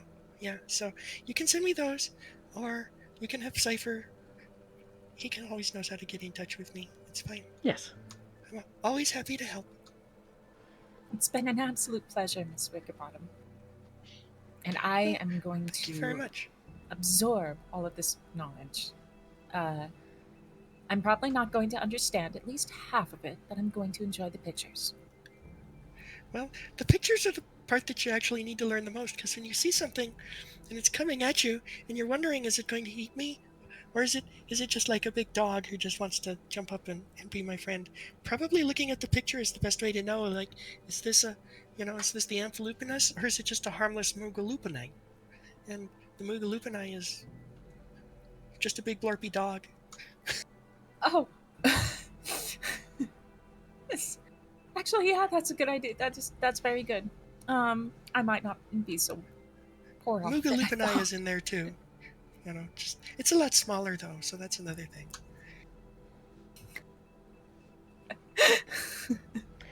Fantastic. Well,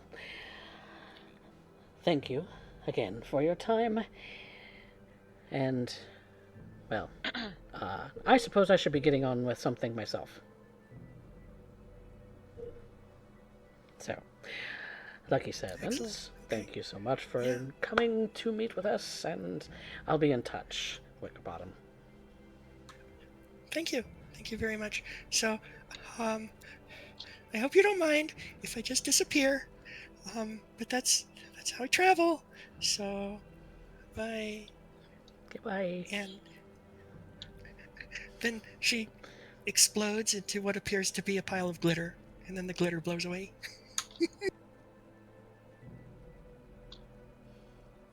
I like her. So do I. A fountain of knowledge, that one. Takes some time to get used to, but I look forward to meeting her again.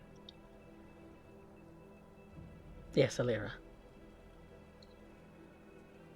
Ow! How? How what? Ow! For years, you have ended up interacting with this individual. Yes, I find it quite engaging.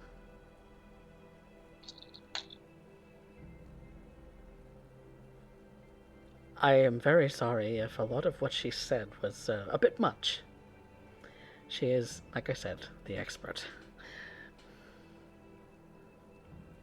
It was mostly to get your hands on that book. He points to the copy that you now have in your hand. Yes. Yeah, thank you. It's to the both of you, but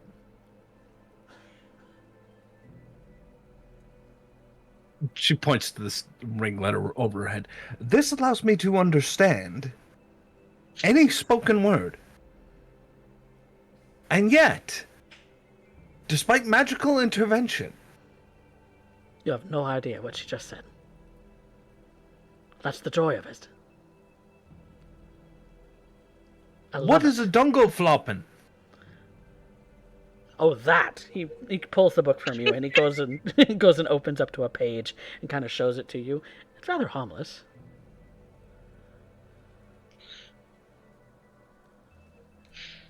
Not to be confused with, and he goes starts spouting off different things. He's just as Mr. excited Fluffy. about this book as you are. He's not had the handwritten copy in his hand before. He's had other publication versions, other printed versions, but this is the original.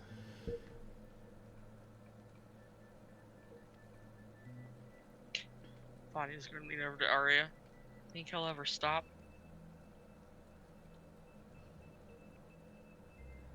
Not unless there is intervention, no. Poor Alira. Eventually, he does does stop and just hands the book back to Alira. Peruse that of your own time. And I'll leave you to it. Unless there's more that you wish to ask of me. I am at your service, after all. I'm not asking you to necessarily move them or convince them to move or whatnot. My folks are in Drakefast, and considering what we just did today, could you maybe keep an eye on them? Drakefast. Yes, I had intentions of actually going there soon myself. I would love to join you on your quest to find Caleb, because I would really love to beat him shitless myself. But I am under oath not to intervene. We'll make it a trade. You keep an eye on my folks, maybe keep trouble from finding them, and we'll beat the shit out of Caleb for you. Thank you. I would very much like my property back. And I will try to keep the big three from breaking it. It would take a lot, but I get a little fussy about dings. Obviously. Perfection, my dear. I think we should be going now.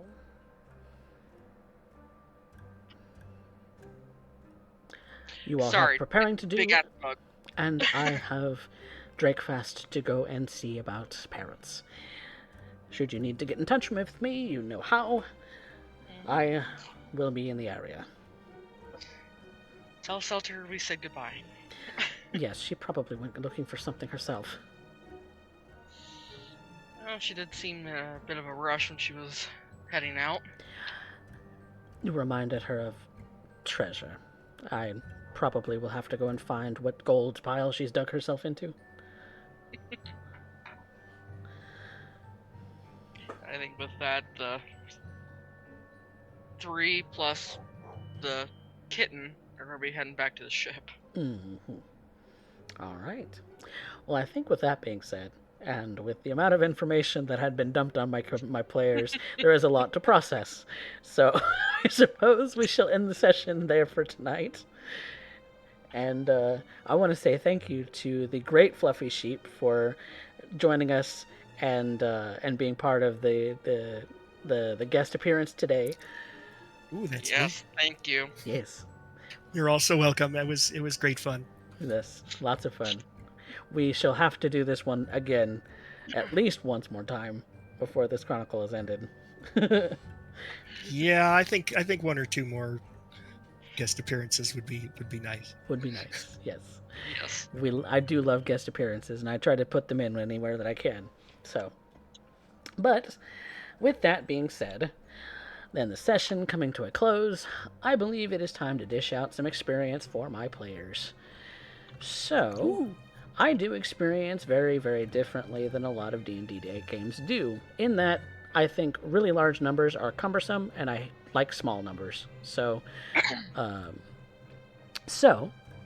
with that, our 3 cast members get 5 experience for showing up today.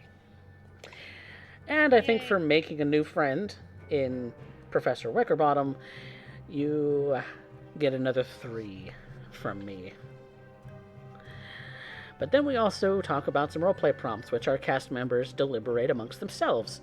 And Fluffy Sheep, you're willing to put in your 2 cents, if you would like, for who pushed our plot, who had the best scene, and who had our best line, very similar to how I do experience, and how Derek does experience in VTM.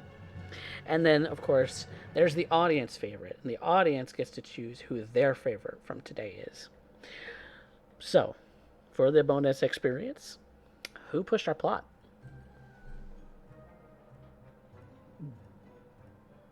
You know what? I'm gonna end up giving that to Valera, actually. You've combined names again. Valera sounds like Vanya and Alira put together. Vanya, That's their ship. Vanya, that's their ship name. That's their ship name. Vanya. Valera. Oh my god. Oh my god. The group, the girls' club throuple is called Valeria. Yeah, there we go. The Valerian.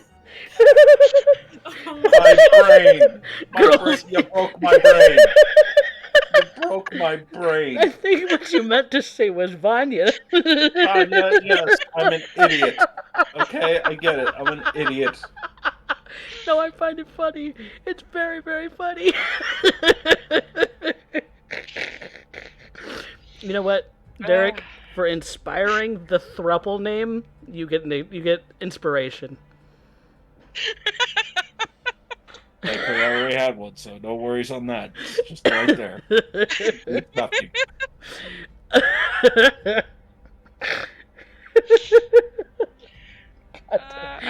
I'll take it for plot. Vanya, you've been nominated. Yep. So that's two votes for Vanya. What do you think, Arya? Or Spectre? Vanya. Vanya. What do you think, Fluff? For pushing the plot, yeah, Yeah. Vanya for sure. Vanya for sure. Okay, unanimous. Jesus. Unanimous Vanya. Ooh, that made me giggle. Who had our best scene or portion of a scene today? I'm gonna Arya. be. Yeah. Yeah, I'm gonna Arya. vote myself. Okay. Arya it is. Who had the best line? And we can't Elira. say fluffy sheep. Sadly. I know that's painful too. Elira. What's paperclip? What's a paperclip? That's I'm sorry. For me, that is up there on par with Rune going, "How do you flirt?" Rune being the very much a robot man.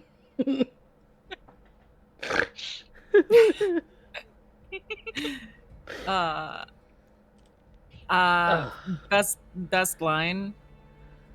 Best line. Yeah. Probably Elira, but for different reasons, and not so much a line as the hilarity of Arya blabbing her mouth off and just like pouring her heart and soul off, and then Elira just like sitting in a trance. That was my favorite scene also, although I can't decide who deserves the point more. 'Cause you both had to do it. That's very fun. I love it. Well, I guess Elira is the one who's been chosen for the best line from tonight, whether it was a lack of line or one that was very much paperclips. So, but the poll is almost over for the audience favorite, so get your votes in while you can.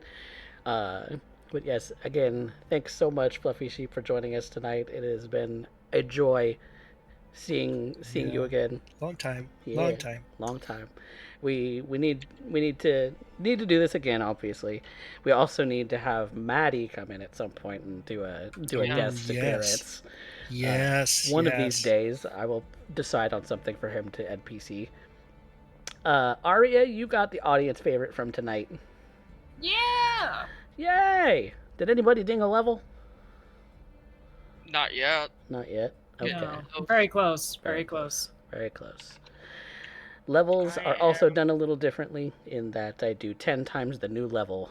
10 experience times the new level. So going from 11 to 12, for instance, is 120, and you start at 0 when you ding. So.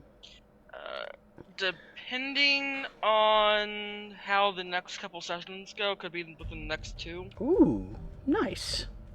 Very nice. Well, we'll have to see how that goes, speaking of next week. So, with that being said, I do have a YouTube channel where I have posted a lot of the VODs. There is a episode 70 will be going up tomorrow, and I will post 71, which is this episode, next week. So it's always going to be, fingers crossed, more like a week behind. And the live one is the one you watched today. Which, if you're not following us on Twitch, you should. It's twitch.tv/CoffeeCatPresents if you're on YouTube. and have found this show randomly. So do give us a follow, subscribe, like, comment, all of the good stuff. It's all fantastic. So, now that we have said that, we can say goodnight, everybody. Night. Good night. Good night. Good night.